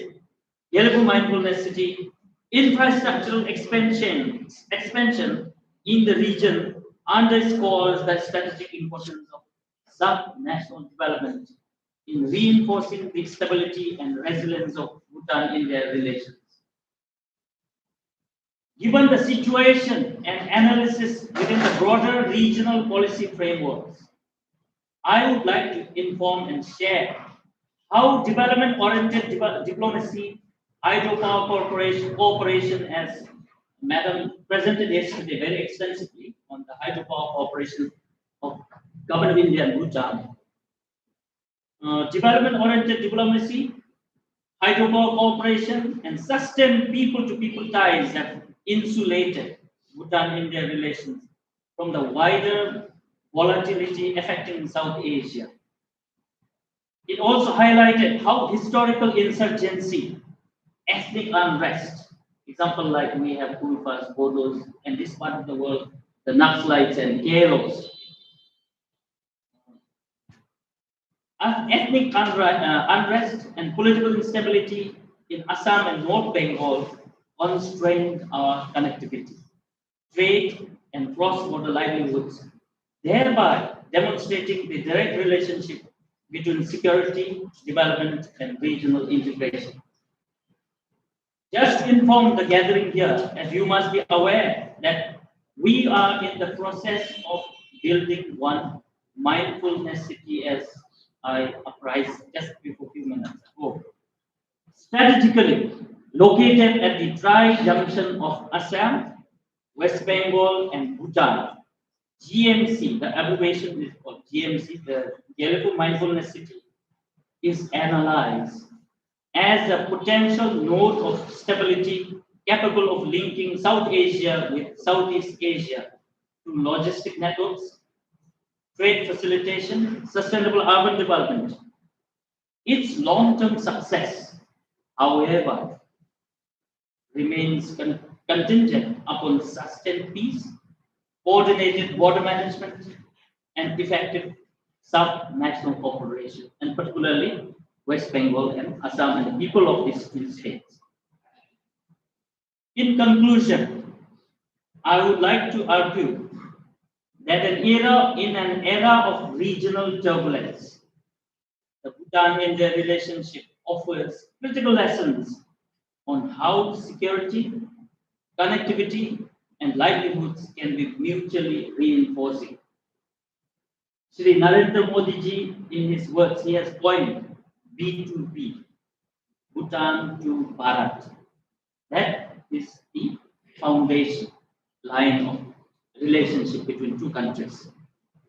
Strengthening cooperation with Indian border states is therefore not merely a development choice, but a strategic imperative for building resilient border landscape capable of withstanding disruption while advancing shared prosperity in Southeast Asia.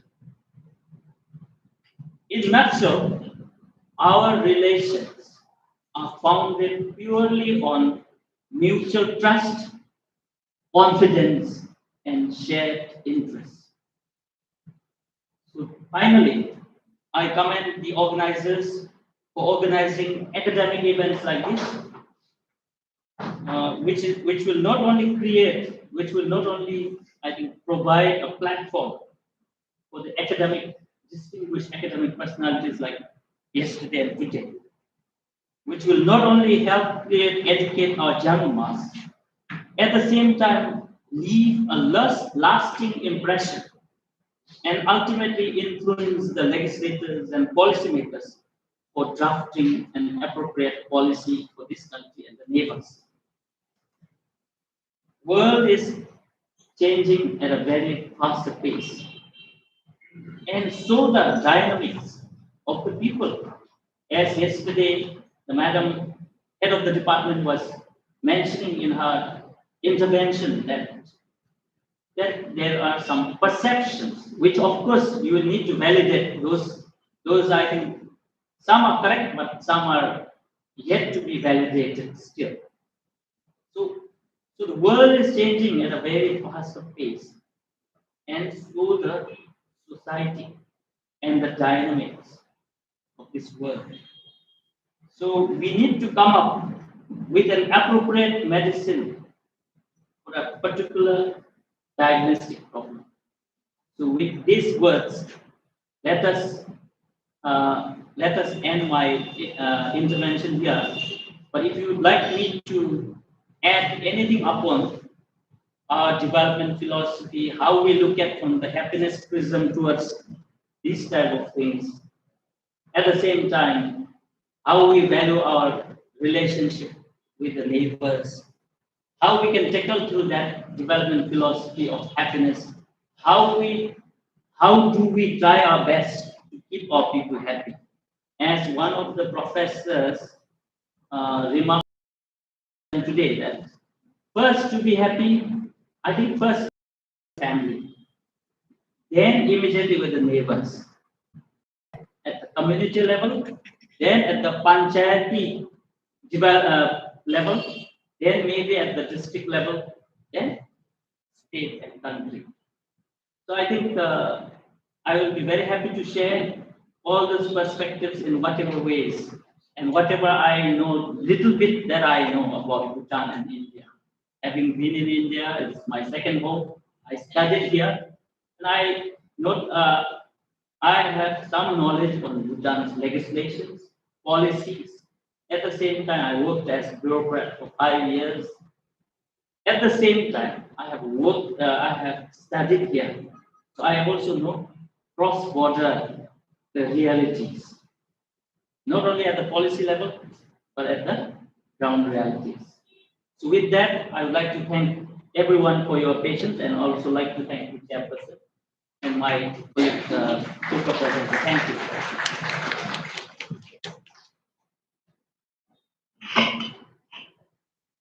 Thank you. So if they have questions, I can Come here. Then they will wait. if any question is raised, then Otherwise, they will see because it's coming.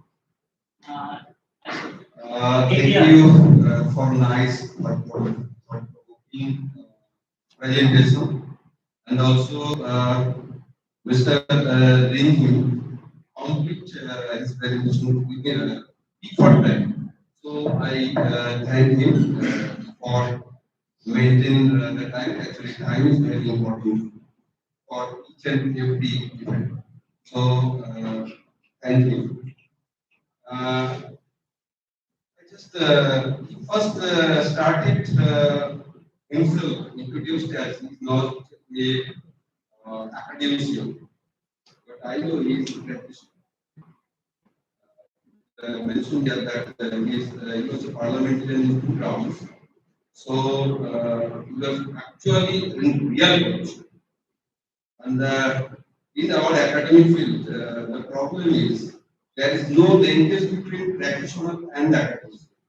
And I found here one thing is the organizer of the college organized that type of conference where practitioner is there and also academician is.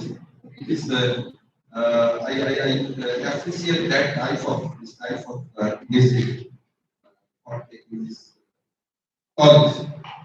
So as a practitioner, Sir, Mr. Lee, highlighting so many issues, and I also appreciate him. He mentioned in his presentation that India is second. So for that, I clapping for his views. And another thing is he in his presentation nicely trying to elaborate the relationship between India and Bhutan, how the relationship of India and Bhutan is going on. He again and again said that it is one of the continuity. Bhutan and India relation is one of the continuity. And then we continue 20 new process. And the relationship between India and Bhutan, it is stability.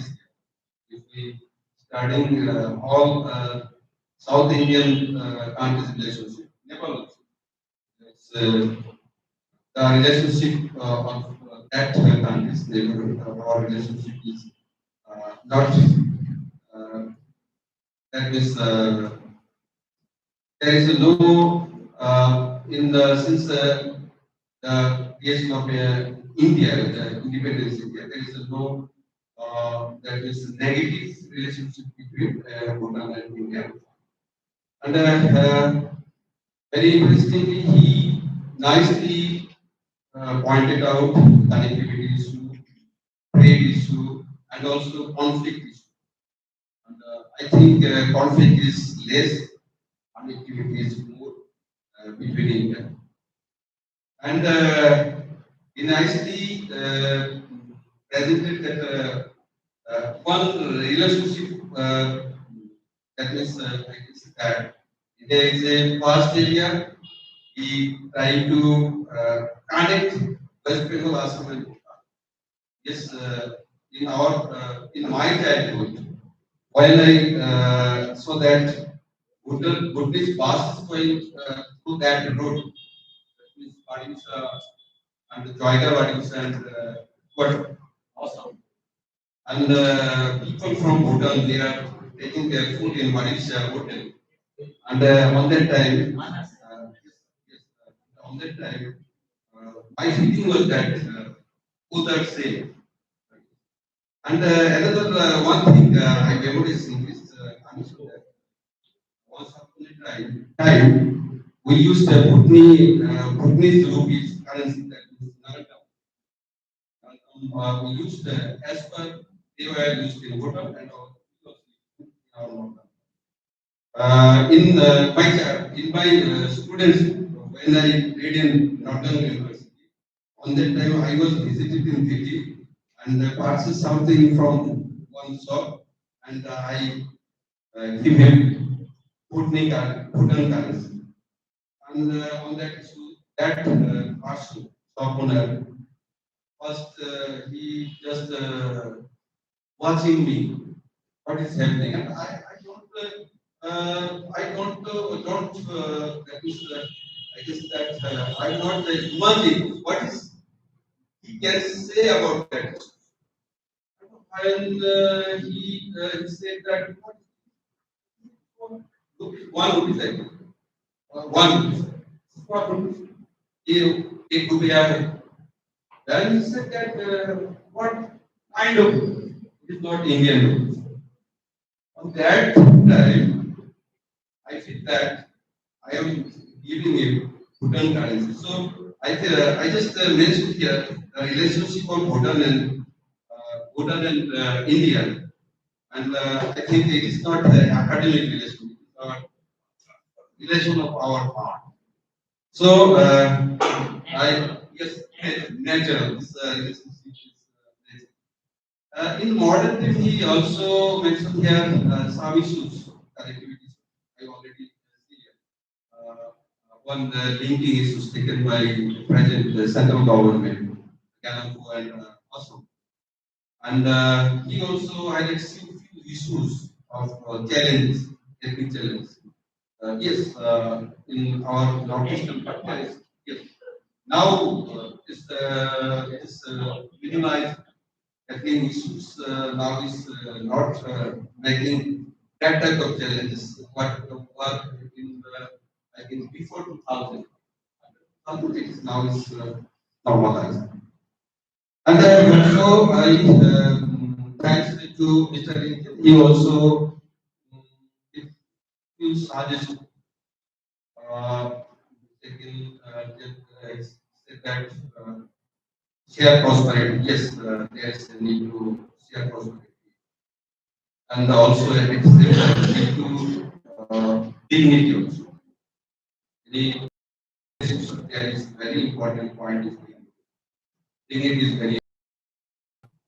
And he also said about the appropriate and I hope that Mr. Linjin again come back to his parliament and taking initiative for strong and good relationship with India. Thanks. And in this sense, I just open the session of Mr. James Linjin to the audience. If you have any observation, any question, yes. And 5 minutes for open Mr. Linjin's open.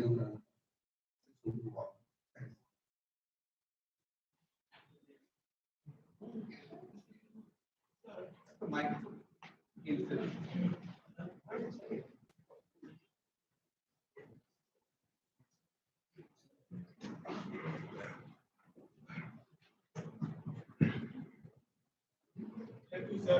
Thanks a lot. Thank you, sir. Thanks a lot. Sir, in recent years, if we have seen a growth of anti-India sentiment within the South Asian region, this was earlier something that not existed outside of Pakistan. So do you think it can possibly impact the relations between India and Bhutan? Should I answer one by one, or just if they have one or two more, or directly? I have one query. Okay. I think one by one will be better. You answer the Okay. question first, and then I'll come to the answer. Okay, just to not an answer, but this will be purely my perspective. If I have correctly heard his query, in the recent past there are some empty sentiments, right? In India, other than Pakistan, which used to be for a long time, right? Will that affect our relations? We are in a very global, small world, right? In the modern world, we live in a very small place. Through technology, whatnot things now, AI is coming. And I would, that's why I told, in a nutshell, that world is changing at a very fast pace. And the dynamics of the people, way we live, way we eat, way we think, it will definitely matter. So I will not say exactly with Bhutan per se with India. We have always enjoyed the excellent relations, firstly at the government level. Now people to people and business to business is really deepening. So I don't foresee that with Bhutan right now. But with others, I have no answer. But we are in a very fragile world. Anytime, anything can happen. Thank you. Okay, sir, myself, Dr. Hindu Kumar Biswas, you had your lecture on Indo-Bhutan relations basically. I have queries. You remember during 90s when India launched Operation All Clear to suppress Alpha extremists and the Bodo extremists, and we found a lot of camps.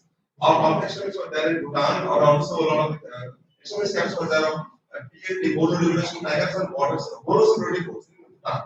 At that time, Alpha extremists, I remember the chairman of Alpha, Arvind Rajkumar, and the commander-in-chief, self-declared commander-in-chief, he threatened the Bhutan government, that Bhutan government will have to get the plant because they will have to get the plant because they are getting the bomb.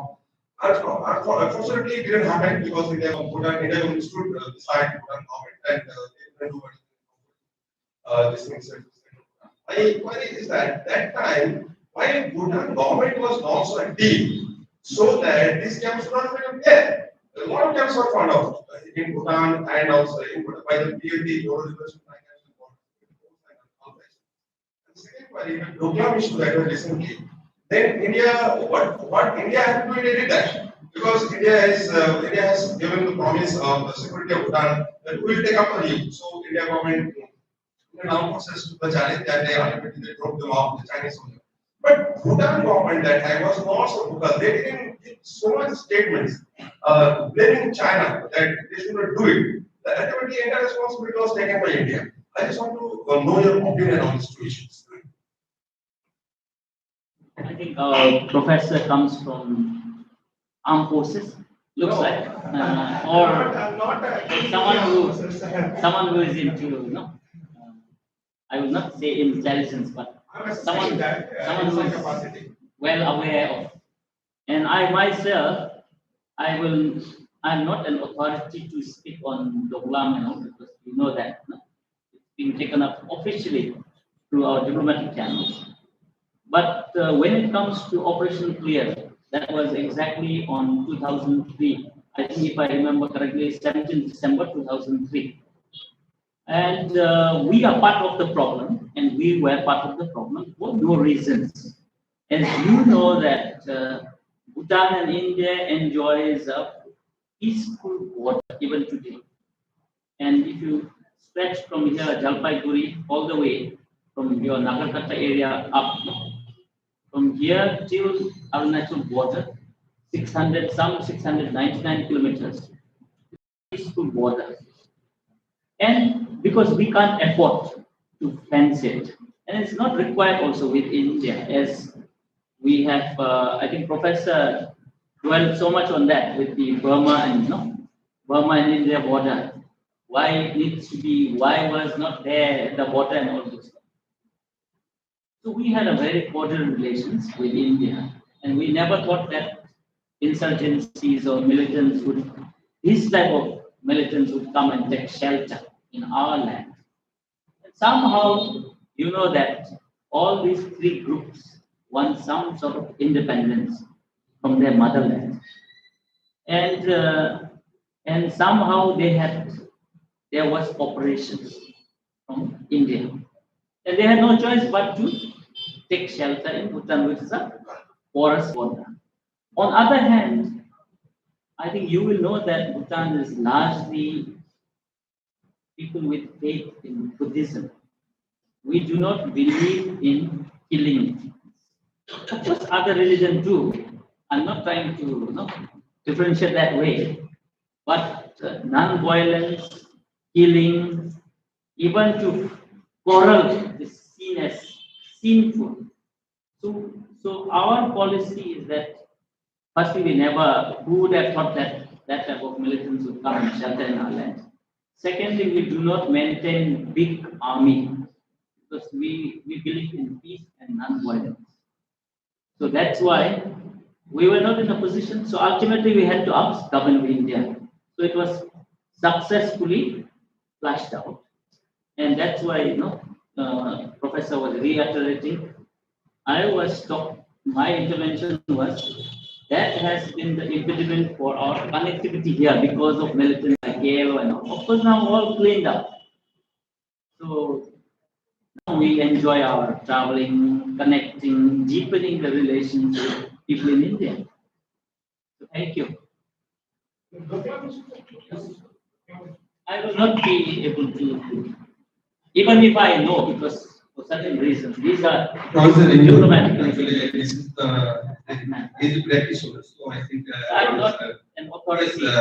Actually, also I may make the policy issues. And one thing he mentioned here, Operation Thunderbolt, is because one of the acts initiated from the side of Bhutan, minimizing the violence in India from part of India, Bhutan. Yes, yes. Yes. Thank you. And Bhutan is another issue. Always those states working as buffer countries, they are taking some type of initiative after the minimizing the issue and wanting to not involve that type. Yes.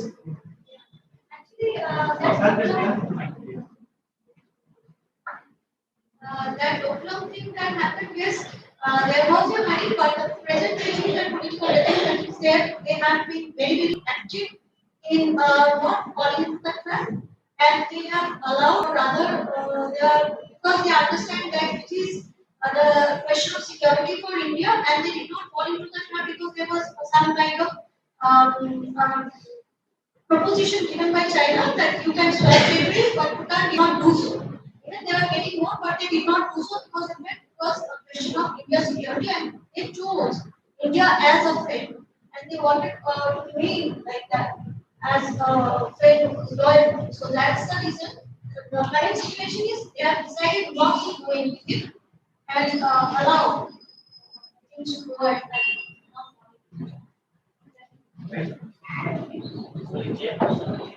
I hope this will not be in the media as well, right? I will not be part of this discussion because I'm not an authority. Of course, you are 100%. This is an intellectual issue.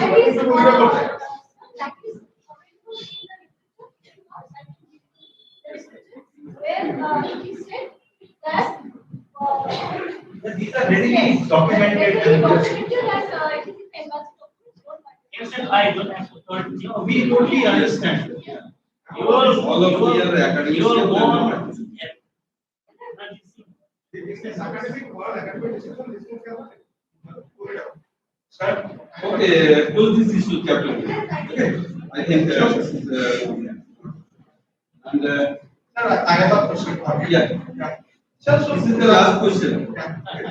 Sir, so Bhutan doesn't officially have any kind of a representation in China, whether it's China or with Taiwan. So recently the Bhutanese, former Bhutanese foreign minister visited China. So my question to you is this: how can Bhutan maintain its very good relationship with both India and China, as Bhutan shares a border with both the Asian powers? And it is a very key in a very key position right now.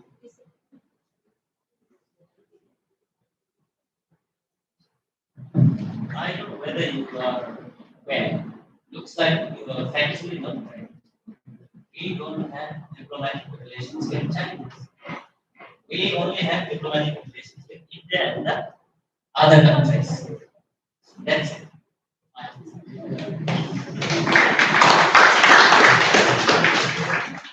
Okay.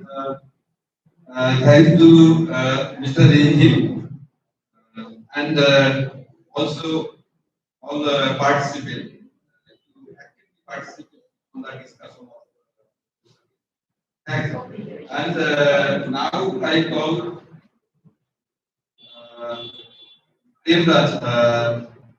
Professor Devraj Khanna, Assistant Professor, Central Department of International Relations and Diplomacy, Livelihood University. Kathmandu, please present your.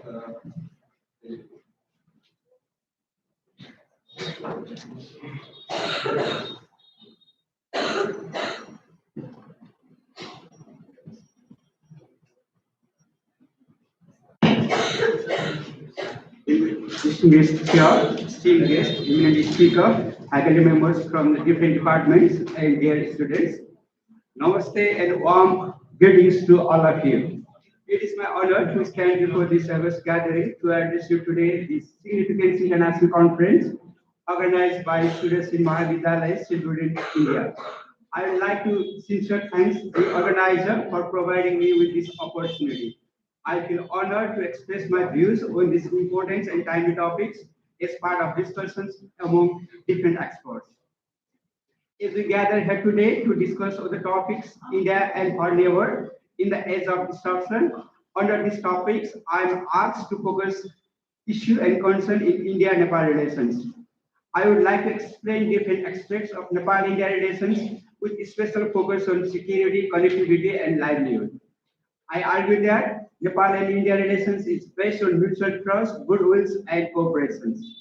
The advancement of India's political security and strategic interest is closely linked to an economically empowered Nepal. Economically strong and stable Nepal can protect the India interest in Nepal. Further, India emerged as a global power representing the Asia-Pacific region greatly which depends greatly on the confidence and trust it builds with its neighboring country. To achieve this, India should emphasize not only the political initiative but also the effective use of soft power in South Asia. The bilateral relations between Nepal and India are based on the mutual trust, goodwill, and cooperation. These multifaceted relations are shaped by deeply rooted people-to-people relations, geographical closeness, open borders, shared history, cultural connectedness, religious affinity, and common values. Since the establishment of formal diplomatic tie in 1947, their engagement has been guided by the principle of peaceful coexistence, sovereign equality, and mutual understanding about each other's aspirations and sensibility. This relationship is pivotal not only for the two nations but also for the stability and prosperity of the entire South Asia region. Nepal and India share a long-standing partnership characterized by an open border and extensive people-to-people exchange. Both nations are active members in the United Nations South Asia Association for Regional Cooperation, Bay of Bengal Initiative for multi-sectoral, technical, and economic cooperations, World Trade Organizations, and other international forums. Let's talk about Nepal. As a developing country, Nepal needs more resources as it is upgrading its status as a developing nation from least developed country. To upgrade its status, Nepal needs to promote her economic interests effectively to the outside world. On the other hand, security remains a key concern for India. Both countries are working together to improve the quality of life of their people. There are common issues There are some issues such as security, economic cooperations, trade and transit, investment, cooperations in the water resources and agriculture, railway connectivity, tourism, management of border. These agreements on the imminent person group report and India refusal to give air route to Nepal. Nepal's international airports have emerged as a key bilateral issue between India and Nepal. Now let's talk about the brief history about Nepal and India. To understand the present day dynamics of Nepal-India relations, we must revisit our history that can be traced back to century-old relations. Nepali and Indian political leaders have at several times extended directly and indirectly supports to democratic and political movements in each other's country. For example, BP Koirala, Matika Prasad Koirala, Geza Prasad Koirala, Monmohan Adhikari were few Nepali leaders who directly involved in Indian independence movements. Similarly, several Indian leaders morally, politically, and logically supports Nepal democratic movements in different times, especially during the anti-Rana movements around 1951 and in 1990 democratic movements, especially Jawaharlal Nehru and the Chandrasekhar. That was the history. Now let's talk about the present context.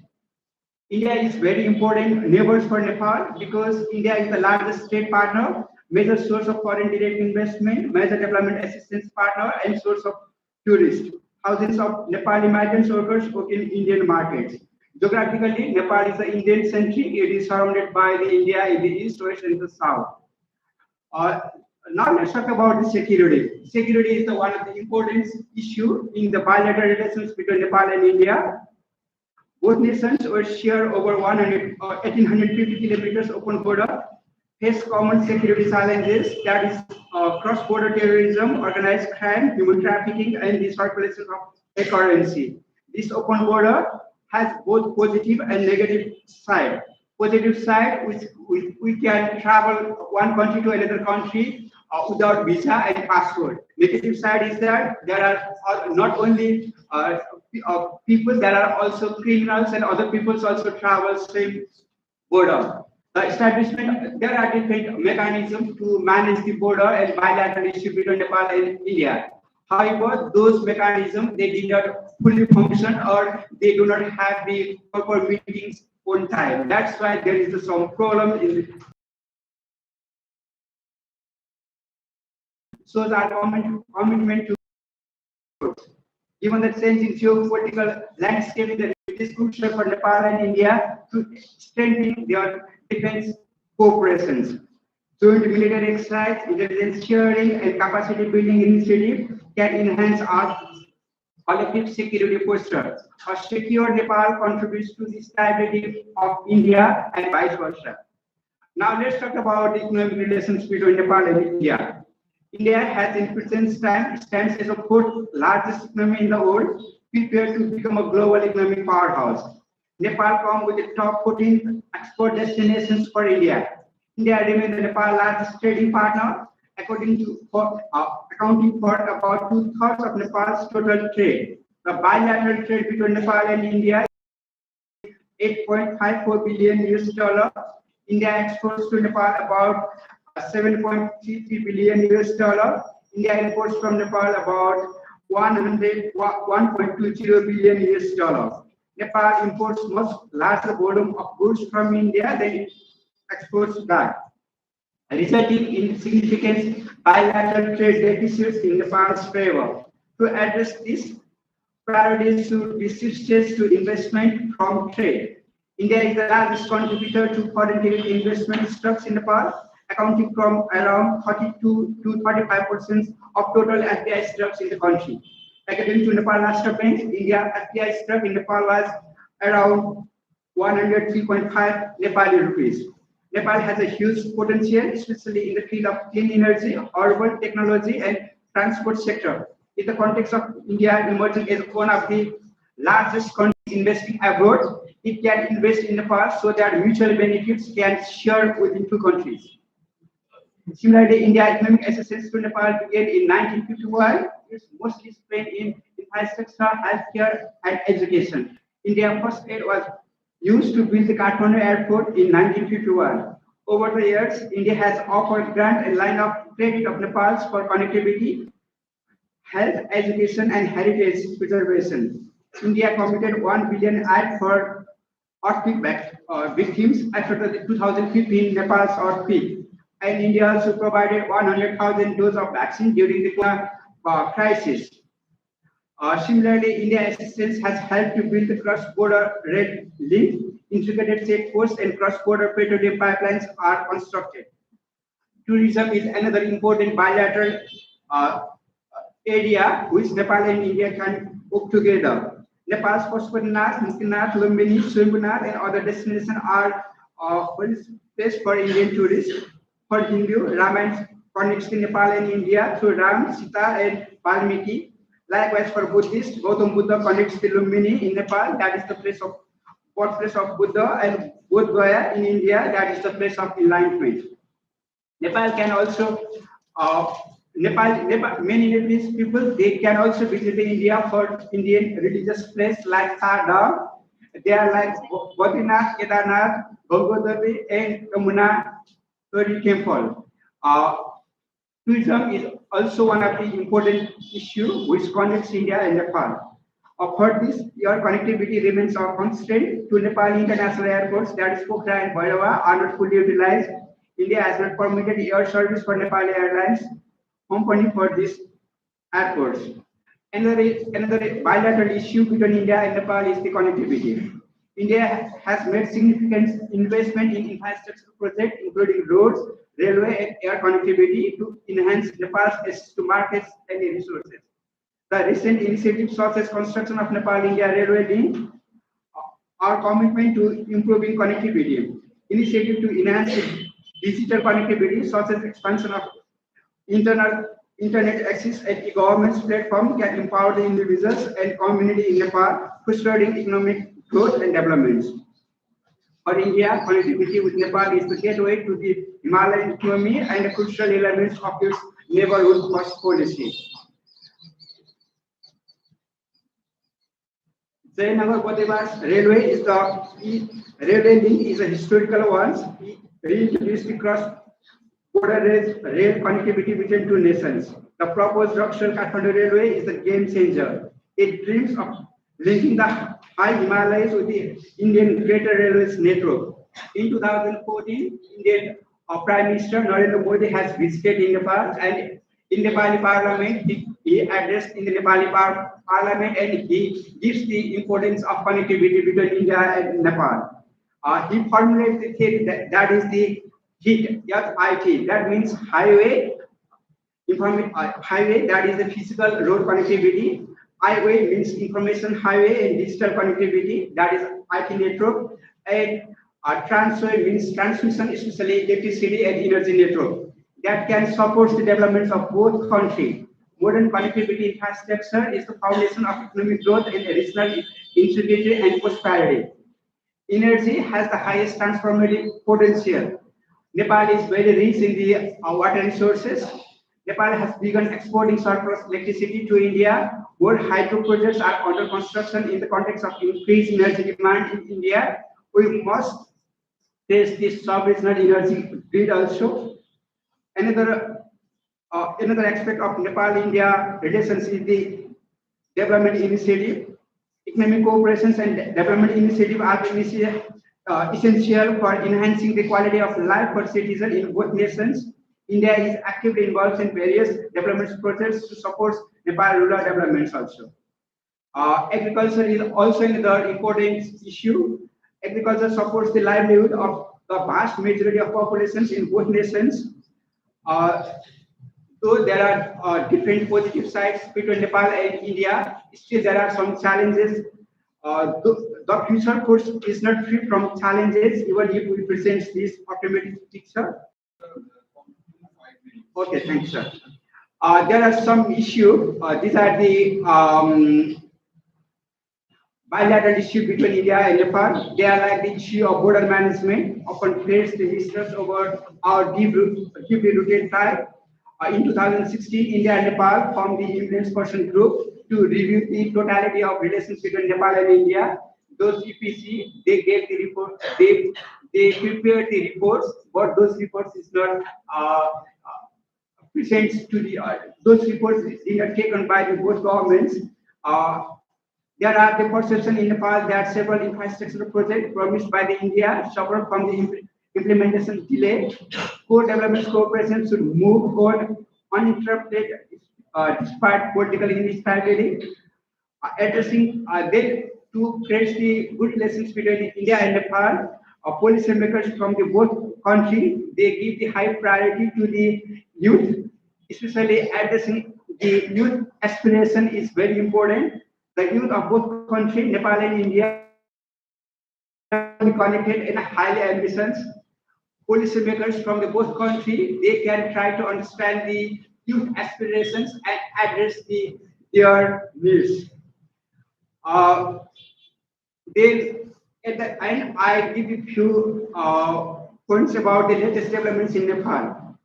In last September, in Nepal there were the Gen Z movements in Nepal called for the more because they protest because they want more inclusive, more responsive, and more accountable government system to realize the needs and aspirations of the people.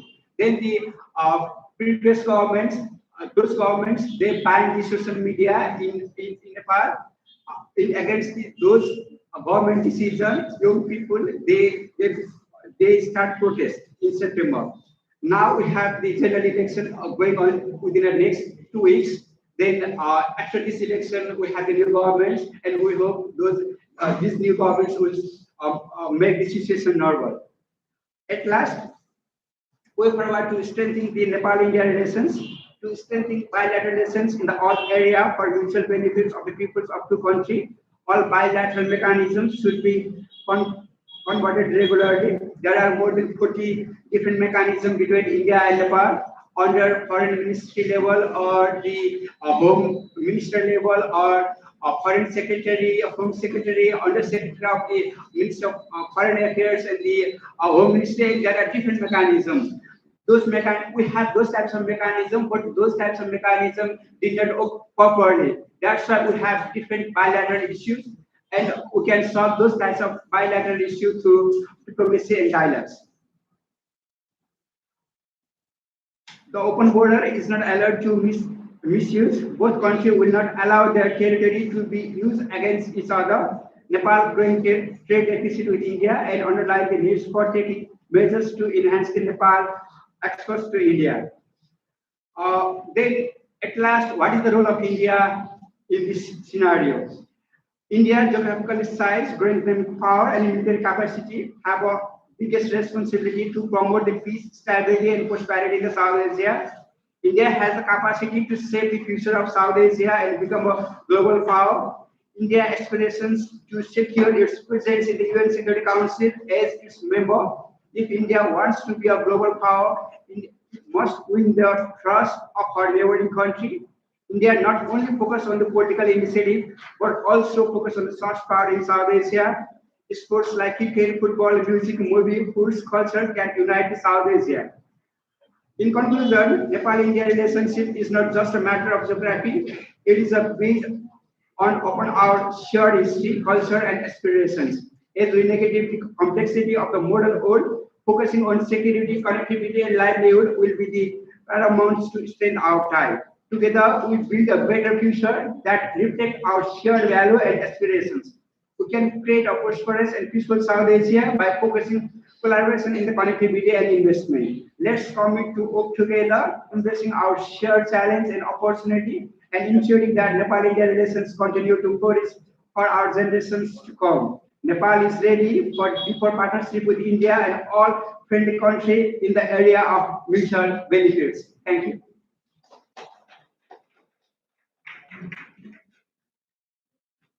Thank you, Professor Premraj Khanna, for his nice presentation.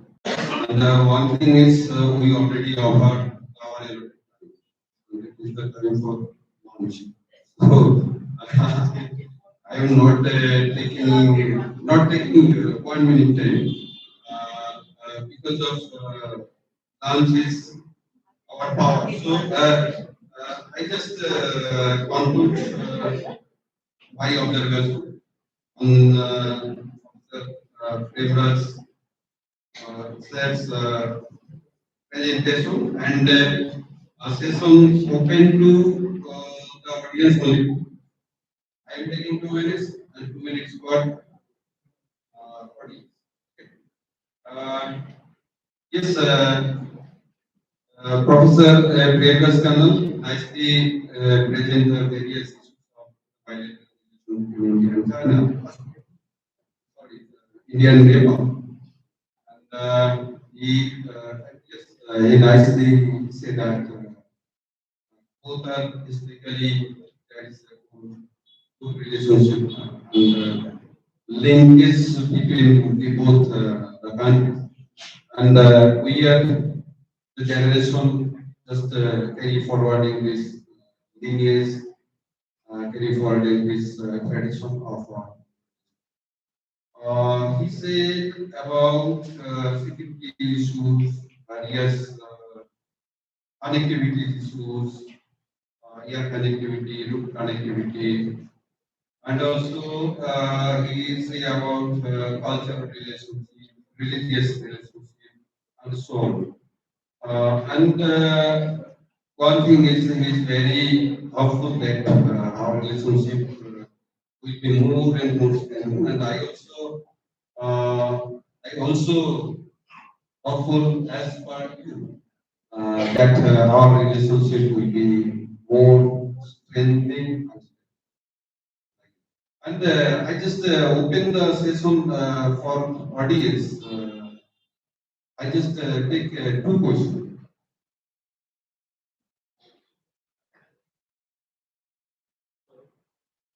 Hello. Thank you so much, professors, for that wonderful presentation. So my question is for three professors from Nepal, Bhutan, and Sri Lanka. My question is open-ended, although if I'm allowed to, with the permission of the chairperson. Usually, when we read foreign policy or India's foreign policy from the eyes of the neighbors, it's usually a perspective or perception which comes in that India, like China, which are the two major power blocks in the region, applies a big brother attitude toward their neighbor. So this has always been a debate or allegations or discourse amongst the neighboring states for a nation like India. We understand going to the geostrategic location and the large landscape that we are sometimes great. So I would like to take your perspective, not the opinion of the government or the person or the authority you represent, but just perspective that what is it that makes you feel that India as a nation in South Asia or the neighboring smaller states sometimes behaves like a big brother attitude, which has always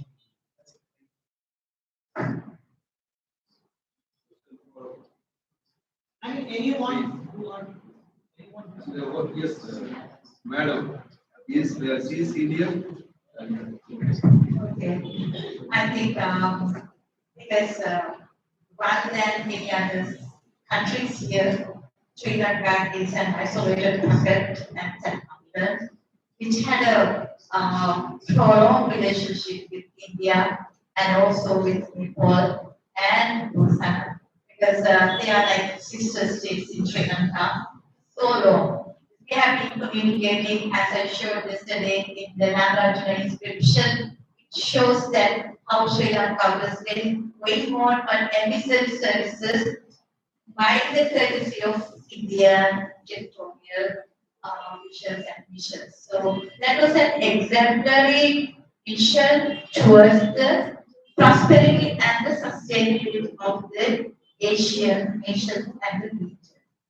And even nowadays, Sri Lanka thinks and believes India as Sri Lanka's big brother or the elder sister. And we call it always Bharat Mata, India, because the relationship that had with some insights and even the moral support in the times it need coming to the foreground is unmeasurable. So therefore, For millennia now, India is Sri Lanka's utmost extended and or the fullest support. Notwithstanding that China's support and Chinese involvement, we do not disregard because with regard to Asia, even China, Japan, India, and many other countries have been in the soil of Sri Lanka in a very good hegemony and a harmonious level. Those strategic management and inspiration given by each other to sustain each other, not only Sri Lanka, not only China, not only India. It was very mutual. That broader and broader understanding was really giving the sustainability and the prosperity and the success to all the Asian nations like South Asia, Southeast Asia like Cambodia, Laos, Vietnam, and also East Asia like Japan, Korea, China, even Indonesia, Thailand, Myanmar, all those were like sharing their knowledge, resources, and the diplomacy. It's the prosperity beyond material diplomacy and the border security was very much diverse, very much susceptible, and very much gaining each and every commitment. So therefore, my perspective with regard to India's involvement as a highest diplomatic involvement is not something all the time because I said yesterday, cultural reports and the history repeats. So we cannot get rid of that concept all the time because it gives us a sort of a philosophy. We as human beings where we should be to make and become more productive and more evocative citizens. Because those citizenships are very much global then. So our brotherhood, it is sisterhood, are not limited to one soul or one soil.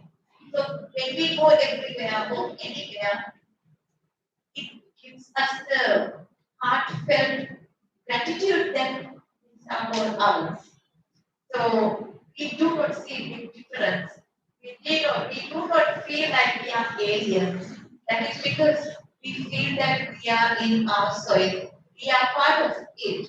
So if we can become that we are part of it concept, we can inculcate that so we can become one rich nation in the world one day and without letting anyone to exploit the rich resources that we have encountered in this Indian continent.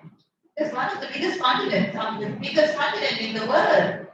But we are still struggling to find who we are and what we are. Not because of our inner facilities support us, but because of external diasporic missions and missions that scatter, as you said, this cartography that has divided us, not morals, not emotions. So we are saved by morals.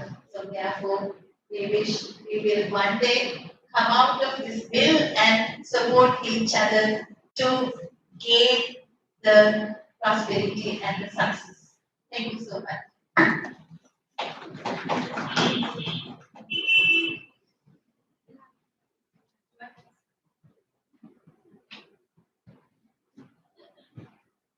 A very good afternoon to one and all present out here. My question is with Sir Rinjin. It's my personal observation and I really want to know that within the framework of gross national happiness, how Bhutan address the youth aspiration, especially the young people who want modern lifestyle and global opportunities. As we all know, being a youth We always want more and more exploration so that we can explore more. We want to work like with the modern technologies, modern facilities. So how Bhutan is maintaining that gross happiness rate in the youth population? And with your response, I want to imply that in my life too. Yeah, somebody else. Okay, let me listen. I don't think I can have any direct answer when it comes to happiness. Happiness is very subjective. Your happiness will be different from my happiness, and it will be different for him. So when I talk happiness, it's gross national happiness. So the collective in West Bengal or in India, that becomes the gross national happiness of India, the collective happiness of all the people. So it is very subjective. That is why we have experts working on that, how to measure. That's why there are certain instruments. They have come with certain features, elements where it can narrow down, and that also because it's not measured through machine. So we have to have a lot of other elements. So gross national happiness is the development philosophy of Bhutan. It's basically, in nutshell, how you should understand is we have a lot of Westerners, Americans to Europeans coming and praising Bhutan. Not because they find me happy, but collectively they think that we are more happier than them. But we do not have Mercedes and Audis and buildings and charter flights like them. Yet they have a lot of problems. So that is the happiness. So if you understand in a very simple term, we take the responsibility as a government or the state to create a platform where people will pursue happiness. So that's why government takes a lot of initiatives like education is free in Bhutan, health is free in Bhutan, but there are challenges also. Once it is free, means you will see here the government hospitals, and you will see the private hospitals, the efficiency, it's everything different. Now coming to the how do we measure this happiness? We have come up with parameters. If you broadly, this happiness can be divided into 4 pillars. First pillar is equitable socio-economic growth. Equitable, sustainable socio-economic growth. Anything we do has to be equity and equity. If the southern Bhutan gets one airport, we'll have to make sure that east and west and north gets one. Even development, even justice. How do you transparently, fairly serve the people? Equity. That is equity. Anything we do has to be sustainable. We just can't directly mine the whole thing. Example, you have a coal mine in Meghalaya and Jharkhand side. Just for the fact that we're going to make billions of money doesn't mean that we'll put all the machinery and finish up in 10 years' time. I have to think about my children, I have to think about my grandchildren.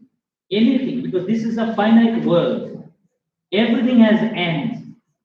It will one day finish, right? So anything we do has to be sustainable. So the development or way we live, the ecological footprints, everything has to be at equity and sustainable.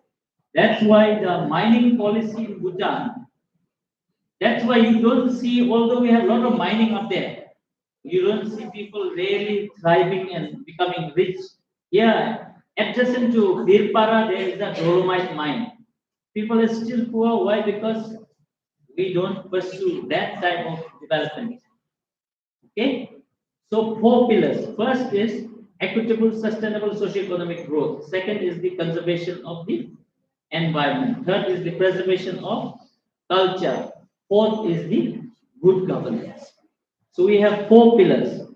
4 pillars are divided into 9 domains. 9 domains will include health, education, time use, no? Time use, community vitality, everything. That's why now 9 domains are further divided into 72 variables. 72 variables are further divided into 142 sub-variables. So I'll just explain you a small thing. Now, how do you promote happiness of the children, young people? So we'll have to a balanced development growth has to be there, sustainable growth, right? Just an example, when I talked about the community vitality, okay, the 9 domains, there is a survey questionnaire where each one of our head of the department there will be given one interview. Then our madam will be given one interview. They will measure how much time you have spent with your wife, how much time you have measured with your child at home, how much time you are going for your religious faith gathering. These will translate ultimately, they are going to measure how happy you have been as a community, not only as individual. So that collectively will be punched and see how happy you have been in last 1 month. Now coming specific to the children, yes, there are a lot of challenges because now this is an emerging, a lot of young people and young people coming, not enough of the opportunities, but it is the responsibility of the state to create those conditions for our young children or for that matter, any other people to be happy. So at least in Bhutan's part, I will not say we are 100% successful, but we are successful in many ways. Maybe I guess because we are small. So it's around 8 lakh people, but so many have gone to Australia and Canada, study and work. But one thing, what we are happy, I can vouch here is, they have their old children and the families here. All of them just to earn and work and have a dignified life. Most of them come back. But now, when it comes to their children born in Australia, we are a little bit concerned. What will be the situation like? So in that case, it's not only about that children. The whole world, the dynamics are going to change with AI and robotics and blockchain and a lot of things. We really don't know whether we will have jobs. Forget our children. Thank you so much. Thank you very much. We end here. Actually, we already 20 minutes over. And I think all clear. Yes.